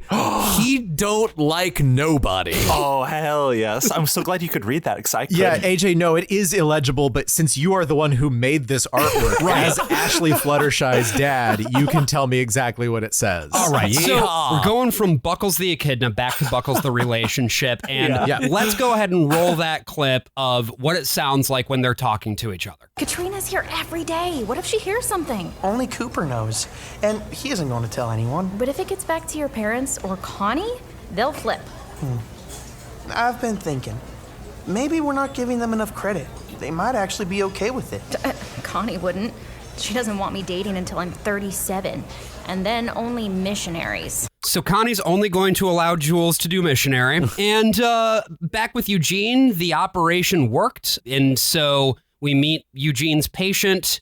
He's been having unspecified memory issues of some sort, and most of them have been cured by this operation. Vernon, by the way, don't worry about him. He's marked for death. He's going to die in like 5 minutes. He recalled everything, Katrina. He remembered things she had forgotten. So he remembers his childhood, but he didn't remember you or Whit, even though you've been working with him for months. Precisely.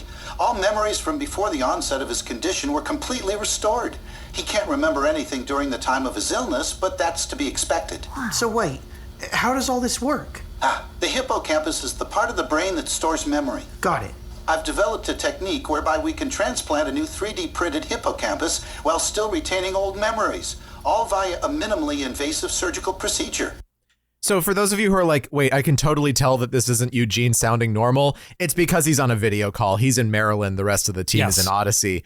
It's almost like they're like, see, oh yeah, no, it doesn't sound quite like him, so we're going to keep masking it until they stop doing it, and you just don't notice. Yeah, definitely makes sense in retrospect now. And this is another important note here, that Eugene is working with a team of some of the best fucking, like, some of the best biologists, medical biologists in the world. He is working with at some facility in Baltimore. He is 3D printing brain parts. Right. An entire hippocampus 3D printed from gore and viscera. I think it is really interesting that they, because something you guys were talking about before, it's like they have like this almost superhero like universe of like quality to it. And in this one, like especially, I said it before, but there's like almost like this series of episodes in particular, but like this whole thing to me feels like so soapy, soap opera-y.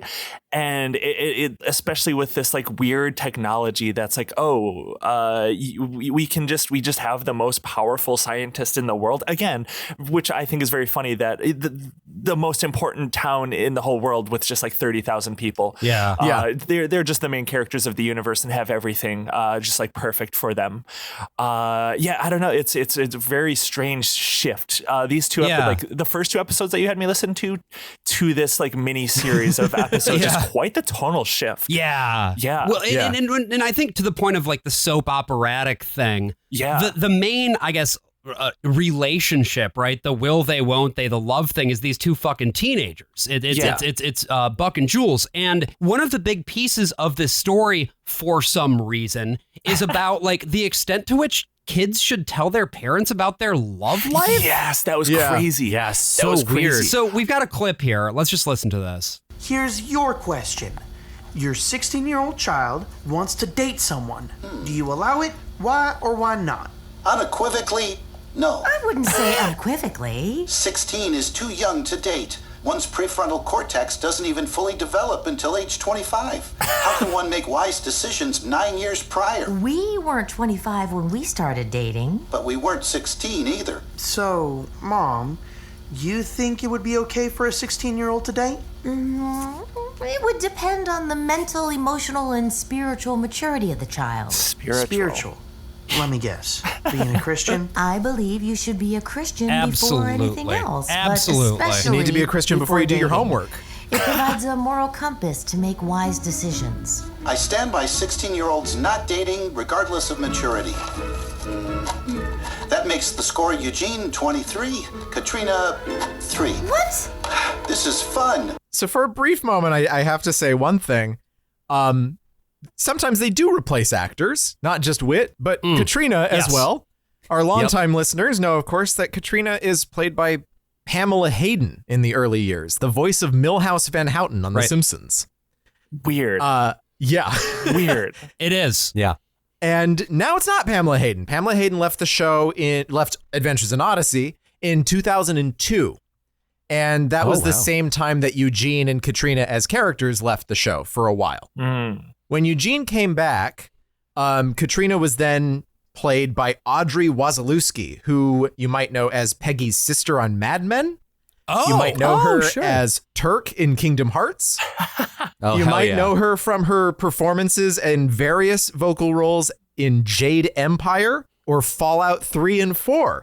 Or you may know her, and we do mention this in our episode about it from last year, you may know her as the bartender in Over the Garden Wall. Something that before we started recording, I was just so genuinely curious about. He mentions here like 16 years old, but as like this mini series goes on, like there's like, are they kids? Are they teens? Like, I could like the antics like Jules and Buck get up to. I'm like, these are 20-year-olds. These aren't 16-year-olds. Yeah, they're not 16. It's bizarre. It's all over the place. Like the way they talk, you know, they sound like little kids often. It's a kid's show, so they can't be horny or anything like that. Yeah. But then when they go and they do shit, it's like they have a degree, sometimes at least, of agency that seems beyond that which a show like this would be willing to grant 16-year-olds.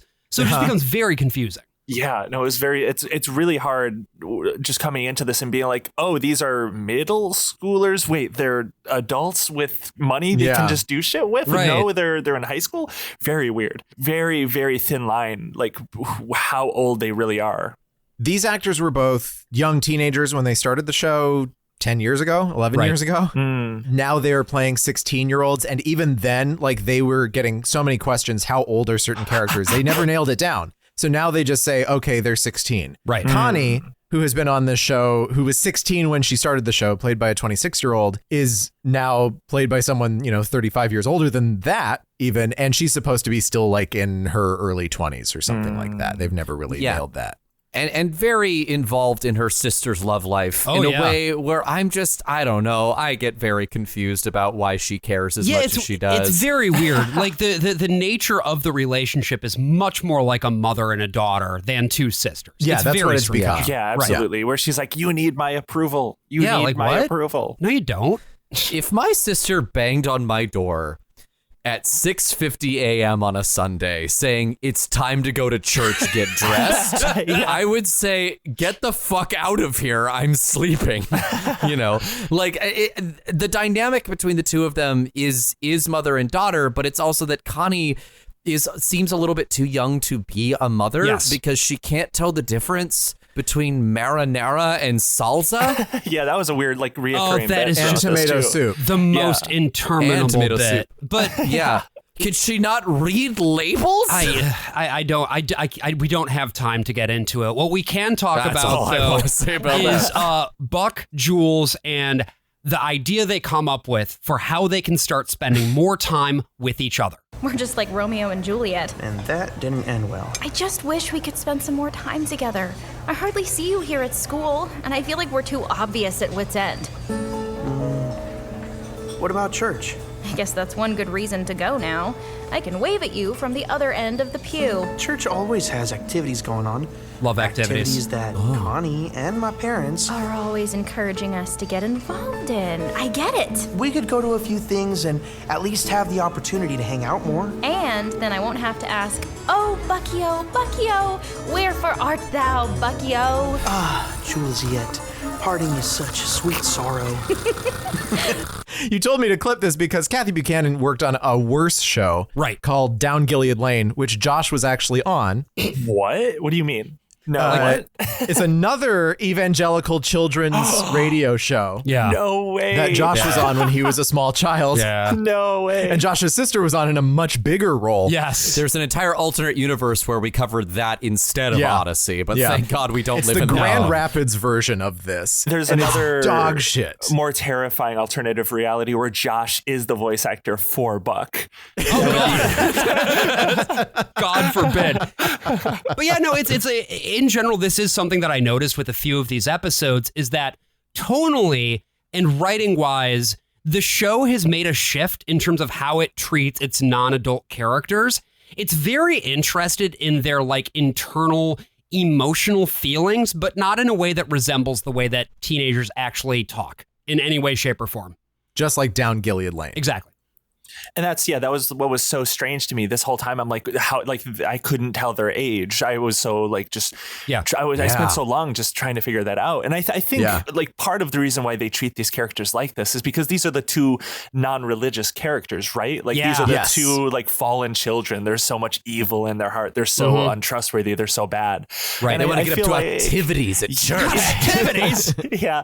And I think that's like why maybe they're like the writers treat them this way. way and why Connie is written the way that Connie is with her relationship to Jules, because like, you know, Connie's a good Christian. She's like, oh, she's trying to bring Jules back into the light or into the light. I don't know Jules' history. Yeah. And I think that's why I wanted to say that, like, in regard to their like mother-daughter relationship, I think that might be why is because Connie is like the wiser person trying to put Jules on the right track and that is make her a precisely Christian. Yeah. You got to mind your elders, even if it's just your sister. When I was listening to this episode, I was on the subway and there were a whole bunch of actual like 14 and 15-year-olds sitting around me. And so that even more aggressively made it jump out, like how this is just fucking not right.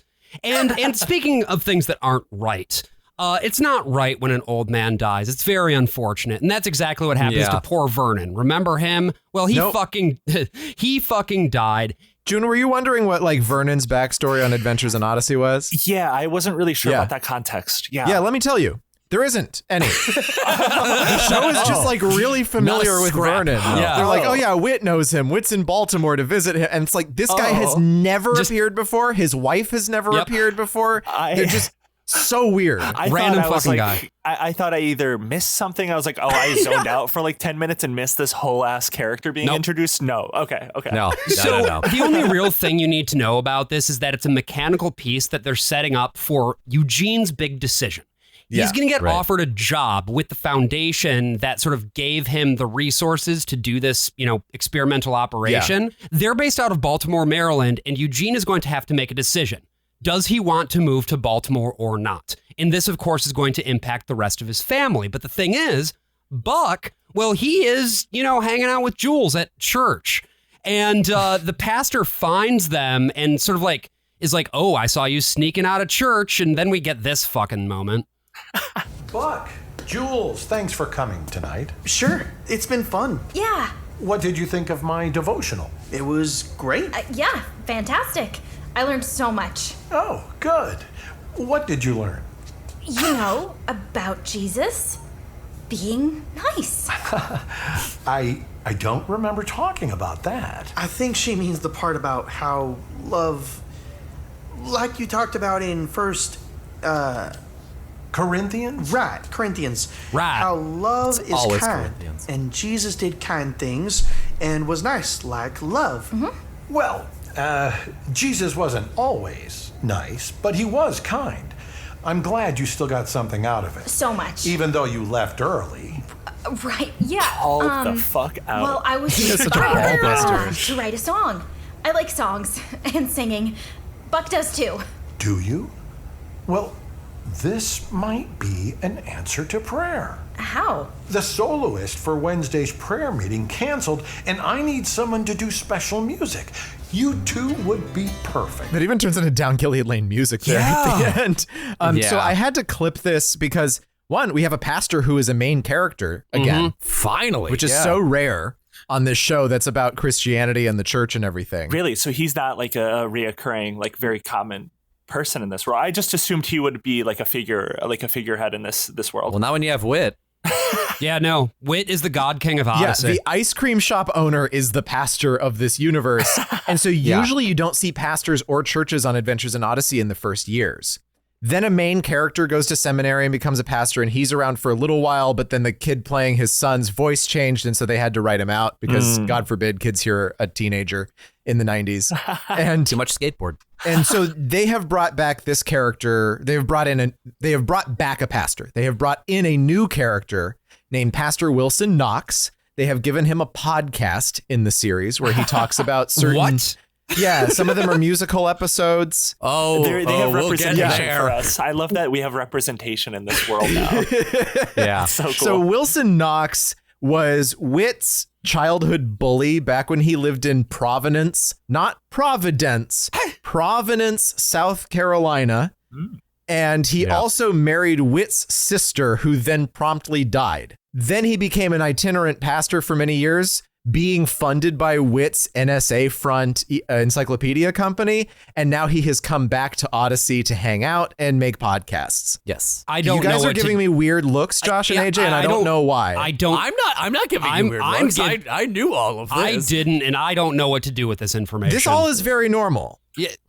June, is this normal? This is normal. God put me on this goddamn earth to make podcasts. I was born for it. That's your calling? It was an answer to prayer. Yeah, I prayed about it. Yeah, and that is what the Lord told me to do. Wilson Knox, who we're going to see at the live show, is played by Tony Award-winning Broadway musical theater actor Gregory Jabara. What? Yes. He won the Antoinette Perry Award from the American Theater Wing for playing the dad in Elton John's Billy Elliot musical. Oh my God. Hell yes. Look, that was, I guess, Broadway was Gregory Jabara's calling. Yeah. So what we have to do podcasting is June's calling and our calling. Yeah. And what we have to do is now win a Tony. You understand that? Yeah. We now have to show him up. Yeah, a Tony for podcasting. Yes. Yeah. And so the next thing that we're going to go to is a conversation about calling and what it means. This is now, we're on part 2. And at this point, Eugene has broken the news to Buck about the prospective move. And Buck is not on board. He just doesn't want to fucking do it. And so we get this conversation between Eugene and Whit about what it means to have a calling. But I also think there's an aspect of it you may not have considered. And that is? If you don't go to Baltimore, who will? I mean, you invented the technology. No one knows it like you do. Who would you trust to carry this project forward without being tempted by the highest bidder or manipulated by the sneakiest player? There's only one person I can think of. You. Only Whit is better than Eugene, obviously. To be fair, Whit has constructed a machine that has fully functional AI of every single member of the town and every single important historical figure in American history. So, like, yeah, I get it, but it's also just like, God, can we spend one episode not sucking Whit off? No. Like, He is God put onto earth. We have to worship him. Right. He is the avatar of Yahweh. And he's the elect, right? I mean, you could argue about the extent to which Focus on the Family is a Calvinist organization or Odyssey is a Calvinist show, but to me, this very strongly calls to ideas of like, these are the very special people that God has preordained to do his work on earth, and they're just the special ones, and Whit's one of them. Whit, Eugene, Mike Pompeo. That's the right. Big 3. Like, Eugene has to get to his big pharma role in Maryland because if someone else does it, they're going to make a vaccine or something sinful with it. Yeah. He's got to have the Christian grounding in it. But like, think about how much more meaningful it would be if Whit was just like, no, Eugene, you are better at me than this. Maybe when you started out, you weren't, but I've seen you grow over all these years and you are now better than me. So you have to go and do this. Whit would never, ever, ever in a million years tell anybody that they were better at something. Because what Whit says, right. because Eugene says you're better than me, and Whit's like, well, my calling is here. I'm supposed to run the ice cream shop. You're That's right what that I'm God better told than me. you, however. Yes, however. But this is a godly ice cream store. That's right. I was surprised that never came up. Like his ice cream store at Whit's Landing. It barely it came up more in these formats. Whit's End. I love Whit's Landing is nice though. But like that never seemed to be too much of like a plot thread, other than just like a location that existed around. I wasn't sure if that would be like the Seinfeld apartment or something like that, but it doesn't really seem to be. Yeah. Well, that conversation happening with Eugene is presumably happening at Whit's End. And one of the reasons that you know this, if you're a longtime listener to the show, is that there's a clock ticking in the background, which means you're in Whit's office. Yeah. Oh, that appeared at one point. Yeah. The other big signpost there's a little ringing bell. Ding, ding, ding. And when you hear that, you're at Whit's End. But you're right. It is Seinfeld's apartment. Like, basically, anytime people are gathering, they're gathering at Whit's End.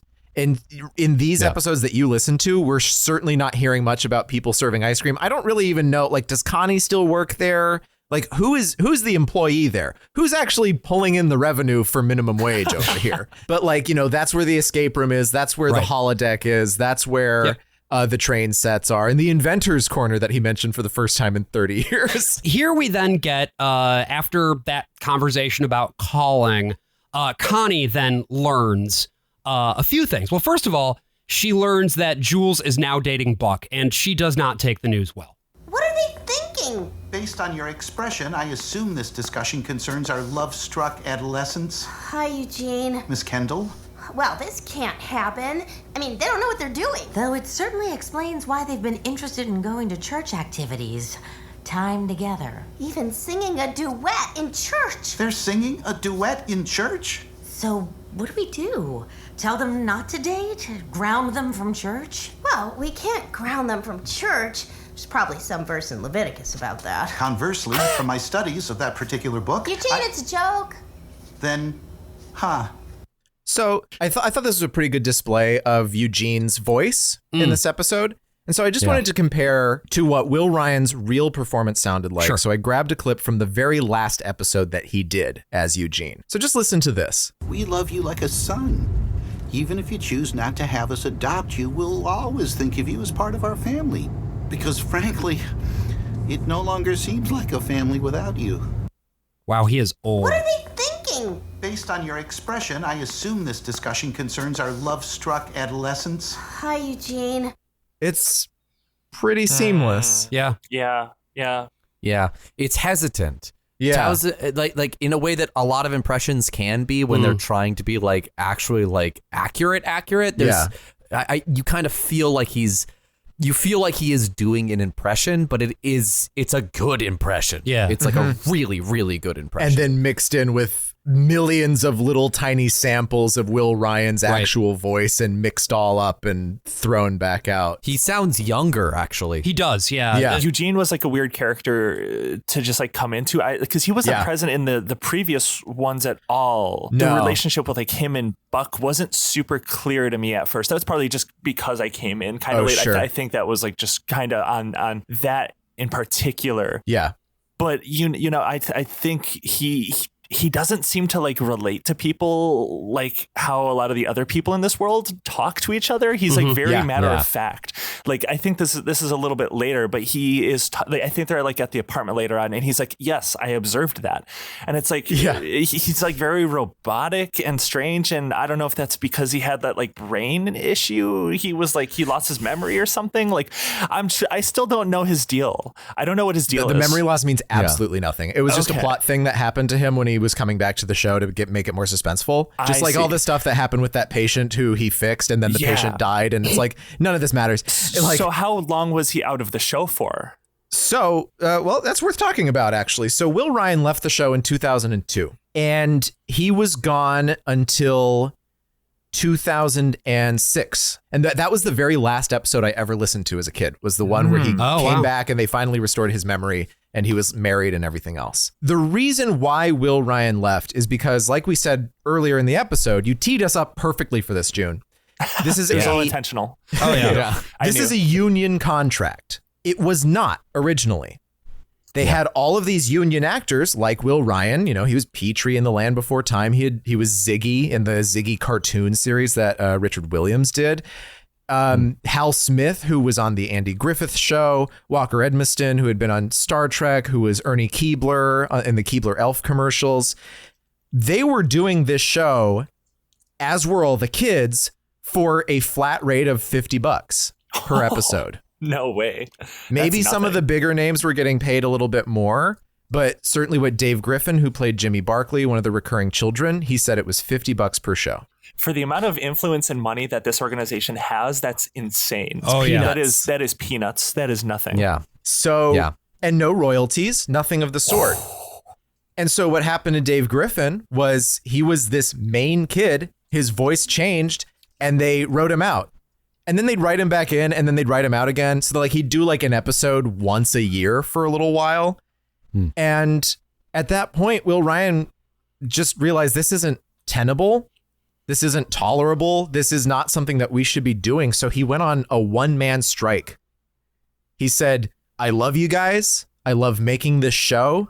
But if you want me back, you have to change the contract. Honestly, respect to that. That's actually pretty admirable. Yeah.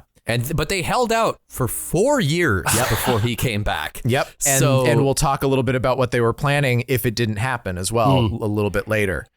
But he won. Yeah, he sure did. They needed and he made Eugene. the contracts better for everyone. Everybody loves Eugene. Everybody loves our favorite crazy ass autistic white boy. In terms of where we land now in this episode, just to pull it back again, Connie now, well, she's very upset about this whole dating situation, as well as the situation with Eugene leaving more broadly. Yeah, they have a weird thing where she finds out that he's moving twice. Yeah. Like, she's like, why am I the last one to find out you're moving? And he's like, well, we're not sure yet. And then when they're sure, he's like, you're the first to know. By the way, we're leaving at the end of the week. And so she just gets the same beat again. Yeah, and Connie basically takes all of her shit out on Jules. Jules! Hi, Connie. Don't hi, Connie me. Bye, Connie. You're dating Buck. Oh, yeah. And you didn't tell me. I just hadn't gotten around to it, okay? You must have heard from Eugene and Katrina. Yeah, but you should be talking to me about these things. I didn't think you'd approve. I don't approve. So, I was right. And yet so wrong. What's wrong with Buck? Nothing's wrong with Buck. I don't approve of you dating anyone. Not yet, anyway.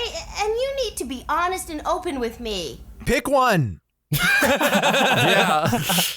Like you either have full restriction over your sister's love life, right, or you get to have her be honest and open with you. Yeah, no, this was such a bizarre alien like thing. Like, is this like, okay, this is a genuine question. Is this how like growing up Protestant is in many cases? It depends. Where like you have to like seek approval from other people in your life, like these parental figures before you can do anything and make choices for yourself. This is actually watching movies, listening to music. Like that's why you have plugged in. There was a very famous book in the evangelical circle around the time that we were teenagers called "I Kissed Dating Goodbye." That was like, don't even go on one-on-one dates. Don't kiss before you're married. Yeah, and anything that you do with the person you're interested in should be chaperoned by your parents. This also is a very important cornerstone of focus on the family's philosophy. The idea that like children, regardless of whether they're little kids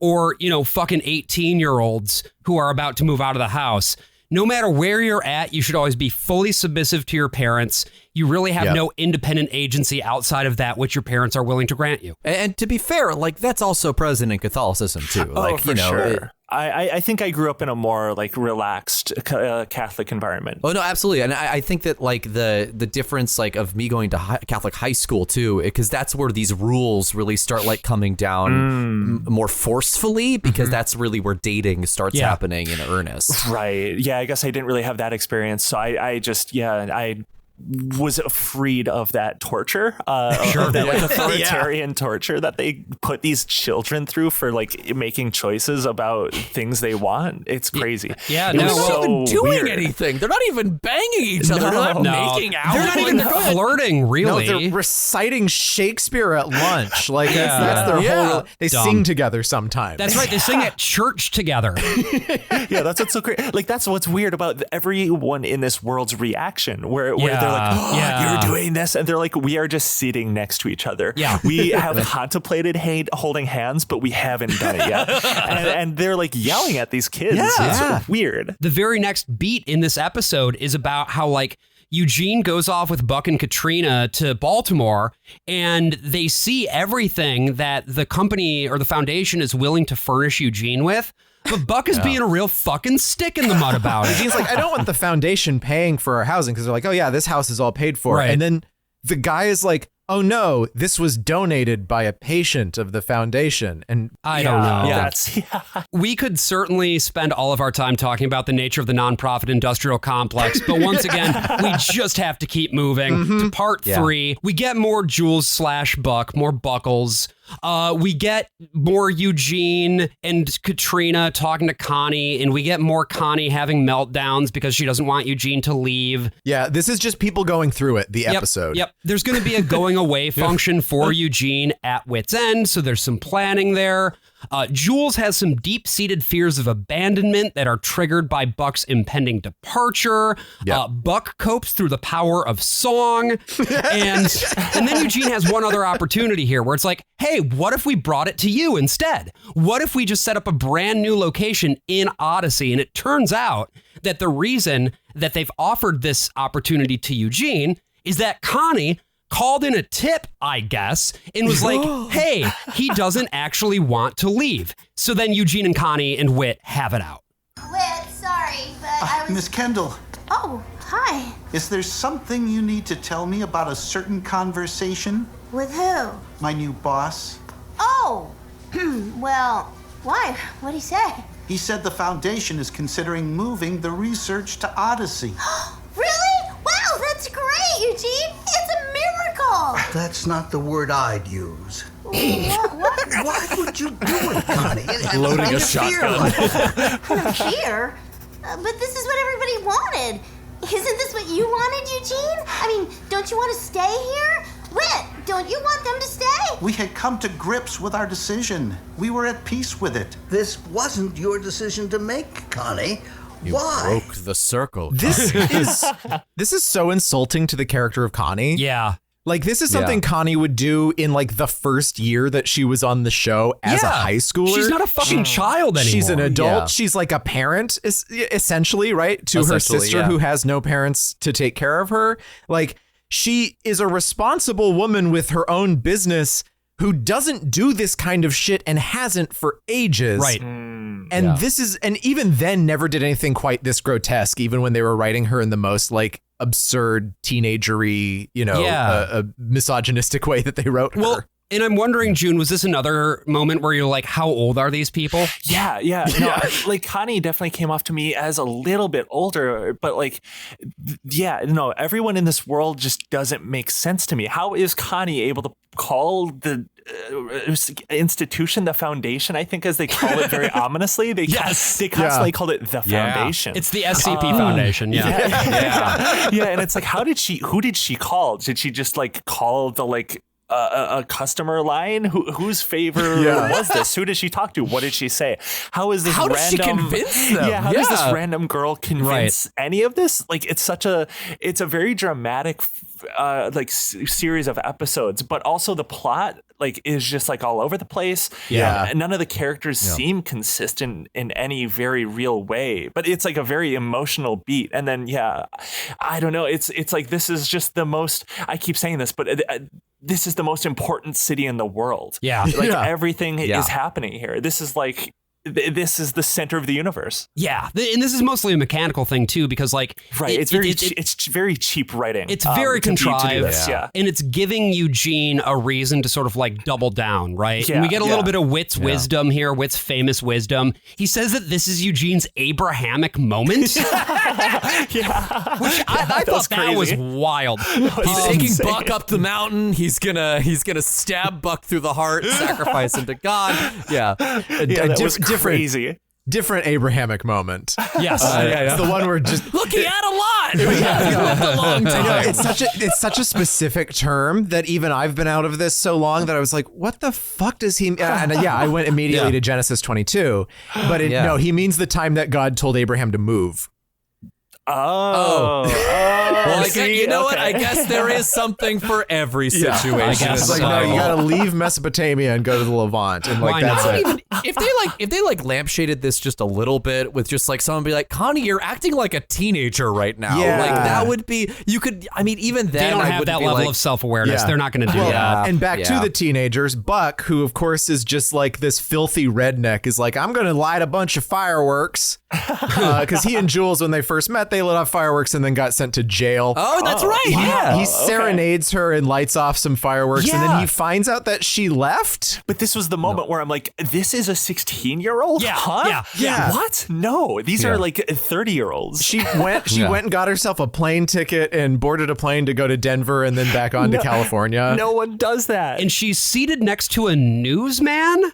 God, I hate this guy. I hate this. I do not like this guy. I hate Odyssey's him. TV newsman, who is not the one that AJ loves, who just would report to the empty air. This is a new newsman, 30 years later. And this opens the episode.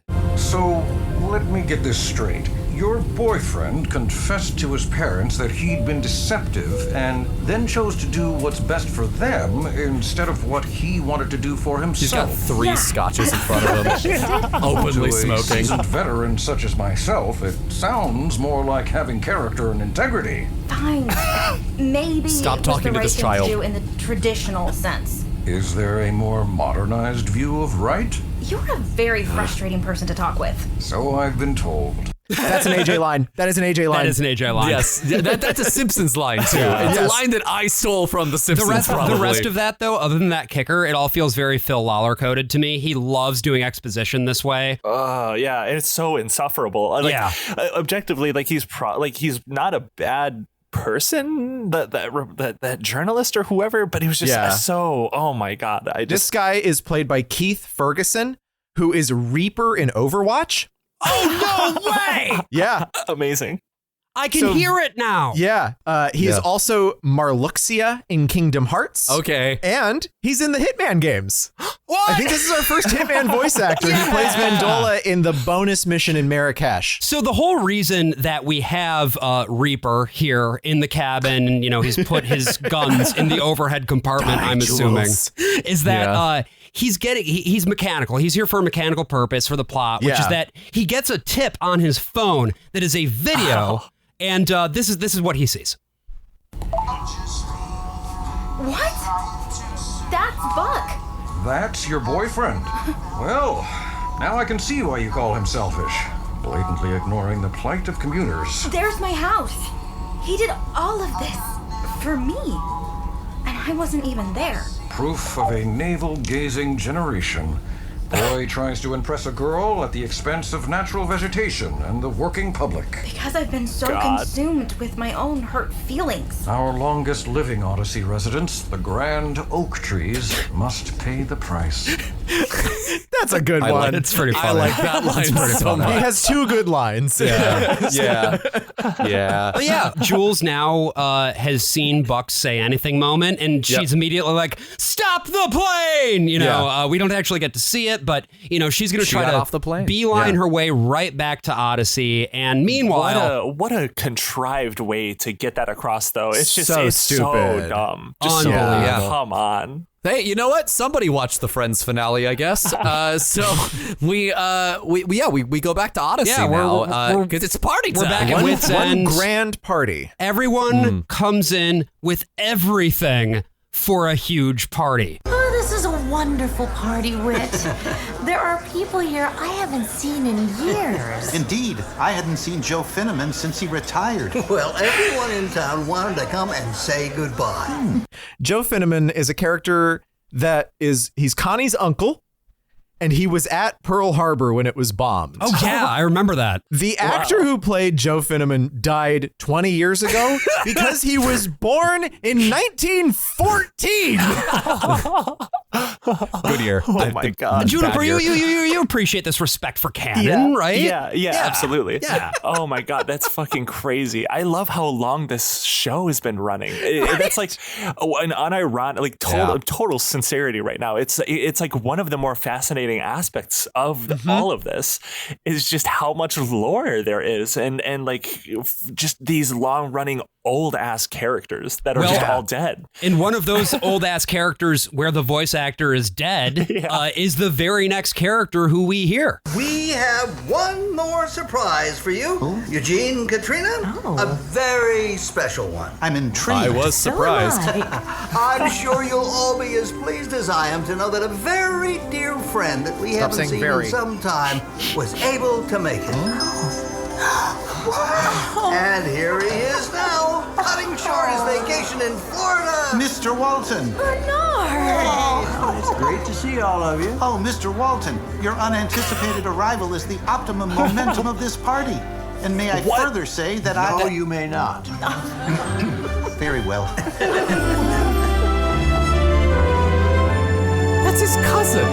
It is his cousin. Bernard, for you, June. Bernard is a character played by Dave Madden, who was an actor on The Partridge Family. He died in 2014. The last time Bernard appeared on the show was 2008 Dave Madden left the show permanently at the time that Focus on the Family gave so much money to the anti-gay marriage bill in California that it went bankrupt. He never returned. This is the second time they have brought him back since he died. Seriously? So the first time they did was 2015. The year after he passed away, they threw in a couple of clips of him in another episode that they were adapting Pinocchio. Don't worry about it. And all right, I'll accept that one. But here, this isn't samples of Bernard. This isn't little clips of Bernard. And I will say right now, it is not AI either. Okay. I was going to ask what this was. So how did they do this? Because of what I mentioned earlier, Will Ryan left the show. And he wasn't going to come back until they got what at that time would have been an AFTRA contract. And then very quickly it merged with SAG. So they were writing a farewell episode for Will Ryan. They would have been able to bring him back for like an episode or maybe, I don't know, a 2-parter or something. And that was going to air in 2007. Okay. So they made that episode. It's sort of like how with Hal Smith, the original Whit, they were kind of planning for him to die and wrote an episode where he was going to die. And then they kind of recycled that into something else when they decided that they were just going to replace him. Sure. Okay. So all of this audio that Dave Madden has is from the original episode recorded in 2007. So what they've done is they've replaced Whit with the third Whit, and they got rid of another character named Tom Riley because that actor died, and they just gave, I think, Whit his lines. And I have listened to this clip before because they put it on the podcast, and I think they have removed the episode. I was spending hours yesterday, so I didn't go see your show yesterday, Josh, just because I was trying to find this clip, the original clip of this episode, and I feel like I'm totally insane because I definitely heard it. I definitely heard it with Walker Edmiston and with the original audio and with Will Ryan as Eugene and everything. They released that audio originally for the podcast? No, they released it as a full episode. They released it after this came out to be like, and here's where that clip came from. Surprise, so we had released, recorded this. They revealed it. Okay. Yeah. So they were curious just how you knew this. Yeah, they were just showing their behind the scenes stuff, but for some reason they removed it. Or they didn't remove it and I just couldn't, and I just lost it or something. Wow, because I was going to say, it sounds exactly like him. Yeah. And if that is the future of AI, they've done it. Yeah. So one of cracked the code. One of the things that the fandom has, unfortunately, you can't give anything to your fans. I know you know this as a Dirtbag Left podcaster, June. You can't give anything to the fans. No, I love the fans. I love it. No, all of them? You're wrong. All of them? All of them. Every single one of them. I'm pushing back on you guys. Okay. I'm of the people. I'm of the people. Okay. Are the fans in the room with you right now? I cannot comment further. There might or may not be a few guns. I'm good. One of them is saying, say Buckles the Echidna. I have Fluttershy with me in the room. Right. So now that they have brought back Eugene as AI, everyone in the Facebook fan group that is also a place where the creators of the show congregate, right? It's not just for the fans, it's for Phil Lawler, the writer, Katie Lee and Chris are there. Like they're all in there talking to the fans every now and then. So the fans keep saying, why don't you bring back more characters? Right. We would love to have another episode with Bernard or Edwin or Tom Riley or an older Whit, or, fucking whatever the fuck we want. Why don't you do that? And one, they have to do things legally where you have to negotiate with an estate of someone who died, even if you had a shitty contract in the first place. Two, and I think this is the biggest reason, the third reason is that they respect them, and it's like, oh, this is our friend and we're going to want to give them a good send off. But like, we also know that's pretty weak. The second reason is the most important reason, which is that it's expensive.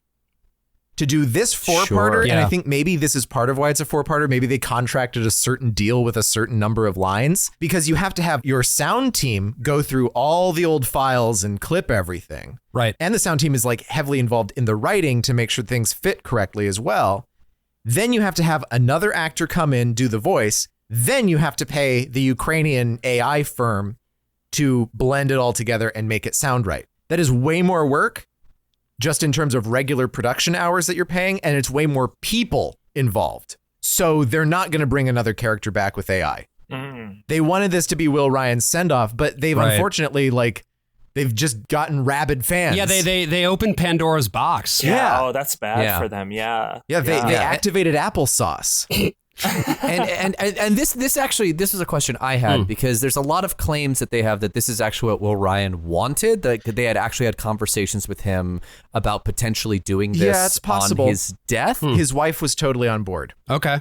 Yeah. And it's one of those things where like a lot of this comes down to consent, because if he was physically unable to voice any final lines in those last month, literally the last month of his life, then like, and he does want to like give the character a good send off because he put so much time and effort into the character, then sure, use these tools as like aids for that, but it has to come at the consent of the actors. Yeah. And the thing that most AI does is that it lacks that consent entirely. Yeah. Because even the AI that's replacing Townsend Coleman's voice with Will Ryan's voice is using data that it got from other people's voices as well to make it all work, and to sort of say, well, when it references a sentence that's like this in this thing, it creates this sort of tone. Yeah. So other performers do have a role in all of this. That's really, we use the term AI, but like that's what AI is. It's just like a big server full of tons and tons of information looking for microscopic matches to each other and then putting it all together in a way that sounds coherent. Yeah. I do think like as technology progresses, they might just do that more with AI. I mean, who knows at like the legality, who knows where that's really going to be going. It's like on the forefront of a lot of that right now. So it'll be really interesting to see how that's used, not even in like this show, but just in general. It's kind of scary. They don't really care about legality, most of them, at the end of the day, right? This whole industry is built on what is essentially stolen data. So I wouldn't say that I'm optimistic, but I'll tell you who is optimistic. The people in Odyssey sending Eugene off at this party. Bernard reads a poem and it's terrible. But in like a kind of a charming way, and like a lot of like goodbye poetry is bad. It's like a Friars Club roast of Eugene. I've got a few things to tell you, so let's get this over with. I had an awful time trying to figure out what to say, so I finally decided to write a little something. What is it? It's a poem. What? Really? Come on, don't be so shocked. I do know how to rhyme, I don't doubt your ability to construct verse. I'm simply surprised that you're doing it for me. Don't get all sappy now. Eugene, when I first met you, I was scared and perplexed because I never knew what would come out of you next. With orations so long and thoughts so remote, at times I wanted to shove a cat down your throat. Eugene gets sort of final words with everybody, right? He has his final words with Whit. Yeah. And then he has his final words with Connie. And I think this is a clip that you wanted to play, right, Brian? Connie gifted Eugene an air fryer. Yeah. And he was like, really? Okay. And he leaves. And then they actually come back to Whit's End. And he's like, right. This is not how we say goodbye to each other. Are you kidding me? You don't like emotional scenes, and I've been trying to hold it together, but this is hitting me hard because I'm finally realizing that you're really leaving. My best friend in the whole world is leaving my life. And I don't know what I'm gonna do without him. And everything's gonna change now. Oh, Miss Kendall. I believe God has given us a wonderful way to help us in situations where we experience loss. What? I've spent years now working to help people regain and retain their memories. Recently, I've gained a renewed appreciation for the gift that they are. The memories we have of the people we love are not only reflections of reminiscence and thanksgiving, they sustain us when we're sad. They help us move on. The memories we've had together are blessings we'll always have for the rest of our lives. Yeah, we do have some pretty good ones, don't we? Many years of both mirth and melancholy, all worth keeping, worth treasuring. Can we do a real hug now? Certainly.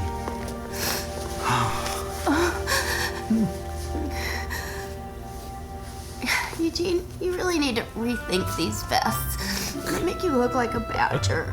I beg your pardon? Katrina purchased this garment for me. Yeah, I know. She's resigned herself to the idea that her husband looks like a badger. You're taking this opportunity to impugn not only my fashion taste, but my wife's? I'm sorry it needed to be said. Fair enough. So, yeah, this is, again, it's like, obviously, this is the writers and specifically Katie Lee, the longtime friend of Will Ryan, being able to say goodbye. Yeah, it's honestly genuinely kind of touching. Just like as a human moment, like everyone's, gone through shit like that. So it's like kind of touching, if not a little undercut by Eugene's weird dialogue. This is just protect us all. It's weird, because there are other conversations like this elsewhere in the series where it's Katie Lee and Will Ryan, talking to each other. And a lot of these moments hit really hard, but it's not quite there. You can hear Katie Lee delivering this performance with very real heart and intention that I think is very much off of her real world feelings. Yeah. But the response is like, it feels weird. It's also like just written worse, but like, it's like, I would have much rather listened to this 4-parter if it was just Townsend Coleman playing Eugene. Yeah. If it was just an actor she's worked with almost as long. Yeah. And he's playing his old friend. She's saying goodbye to her old friend. Her performance is fucking unbelievable here, especially if you have like history with the show. Yeah. And instead, it's just like she's crying, she's giving everything. And then he's like, I've discovered that memories are helpful when someone dies. Which, like, I mean, yeah. Yeah. Do you have to say it like that? No? Sure. Do you have no emotion in you at all? Nothing? All right, man. It just comes off as so not what the moment needed. I don't know. One of my major complaints with this episode in particular, Connie, because I still do think Connie's voice actress is probably one of the strongest in the show, and then is followed up with that. It's like, really? This encapsulates so much of the highs and lows of this fucking show, which is like the incredible acting of Katie Lee and the incredible low of Eugene's response, and then honestly the high of the Badger line. That's so funny. That's so funny. Moment, and I'm like, that's what makes these two characters shine, is that bickering even at the most serious of moments, and that's how they show their love for each other. Yeah, no, it's genuinely pretty sweet. Well, young love will also prevail. Buck and Jules. Oh, who cares? Agreed. It's like 4 episodes of this shit. I know, but I just had to close the loop on that plot hole so that we could get to this last clip here, which is Connie and Whit having their last memory of Eugene and acknowledging that he's gone. Whit, I finished cleaning and Connie. Oh, Whit. Oh. He's gone, Connie. He's really gone. I know.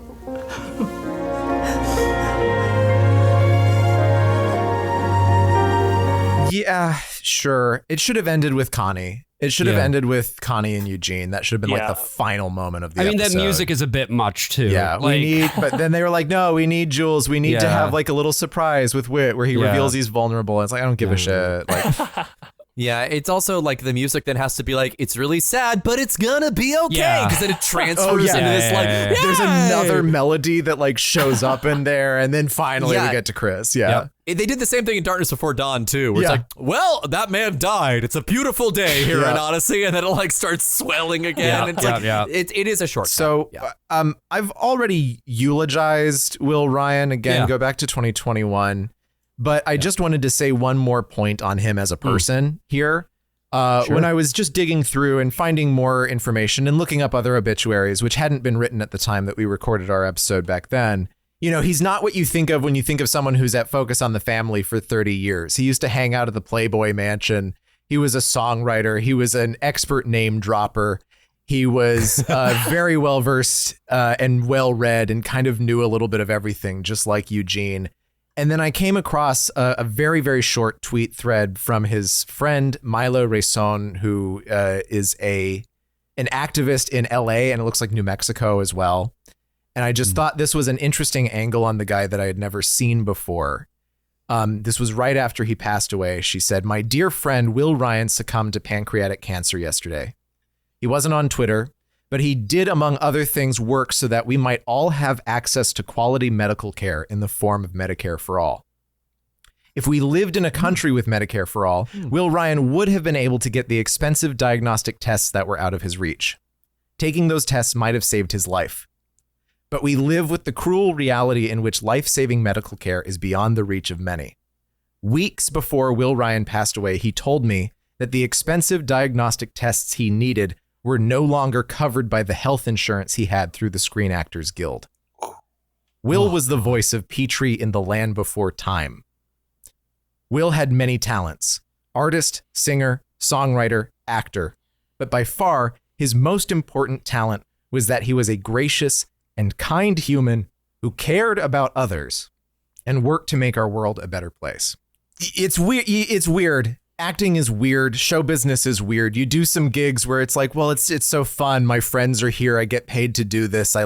Who gets to do radio drama? No one. Yeah. Yeah, right? It's a kind of a dead medium these days. Yeah. The only place you can do it is at Focus on the Family, which is this revanchist, horrible, right-wing fundamentalist institution where he nonetheless had many friends. If you work in show business anywhere, you will know some monsters and work with monsters. He came back to this job. He had his friends, his co-stars and everything. But he's not the kind of person in the abstract that Focus on the Family would support. He's like the median American voter who's like, yes, I want the state and religion to intertwine. Yes, I'm a fan of Medicare for all and other vaguely left-wing propositions. Yes, I vote for Donald Trump. Yeah, maybe. I don't actually know about that. He actually does sound like someone who's like on the left. But you make choices in your life. You do this and you do that, and sometimes they don't all line up to something that's coherent if you're looking through a purely ideological view. Right. Yeah, people are messy. People's politics are messy and weird. Just like the average person. Yeah. Well, I'll tell you what does add up to something that is consistent and complete, which is this episode. Folks. Hell yeah. We did it. June, we threw you into the deepest deep end that we could have with this show. Yeah. No, this was great. This was so much fun. Great. We had a great time. Such a great time learning about this world that I honestly love to hear it. This is going to be insane sounding, but I kind of want to listen to more of Odyssey. I can always send you more. Yeah, please. We always send you more. We generally speaking, when we have people on for this, they fall into one of two camps, which is never show me this again, and I want more. I am in that camp, but I am still here. It's just so weird and fascinating, and I had so much fun learning, just remembering these, this weird Christian sect in this country that has a lot of power that I haven't thought about in years. Well, June, if folks want to, follow you online, if they want to keep up with your projects, is there anything that you would like to talk about or plug right now? Sure. Yeah, I'm mostly just on Twitter. My current Twitter is @can'tever-die. The main things I'm currently doing are, of course, Western Kabuki. That's my primary podcast. Once some life changes are happening very soon for me, and very soon I'm going to restarting up me and my friend's podcast, Cratediving. Oh, cool. It's just amazing. It's like our little music show where we look at just very unknown, very underappreciated music that people are putting out there, and just we listen to it, we give our reviews, we talk about it. That one's called Cratediving. So that one's hopefully going to be coming back within the next month or two. Okay. Other than that, those are my main two projects. Hopefully very soon, in the next 2 to 3 months, I'm going to be really going much more full force on creating stuff. So very cool. If anyone's a fan of anything I do, you're hopefully, if things go well, you're going to get a lot more of that from me in the next 3 months. Awesome. Well, go follow June on everything that you can follow her on. I was on Western Kabuki a month and a half-ish ago. We talked about... that was a lot of fun too. Yeah, that was great. What was it? The Red Heifers? That's right. It was. So if you're that was the nice intersection of sort of the weird evangelical shit that we talk about and the weird guys that Western Kabuki talks about. It was like a nice overlap of those two things. So yeah, it was a great episode. It was a really fun one. If you're, I mean, your listeners know, but if you're a fan of this show, it was, I had a lot of fun with that one, having you on. Yeah. And then the only other thing I'll add is that we also, we have a Patreon. It is patreon.com/worstofall. $5 a month gets you access to premium episodes. $10 a month gets you access to Lads Cast, where we do a monthly shoot the shit kind of deal. And don't forget about those live show tickets. Again, you only have a handful of days if you're listening to this when it comes out. Hopefully there's still time.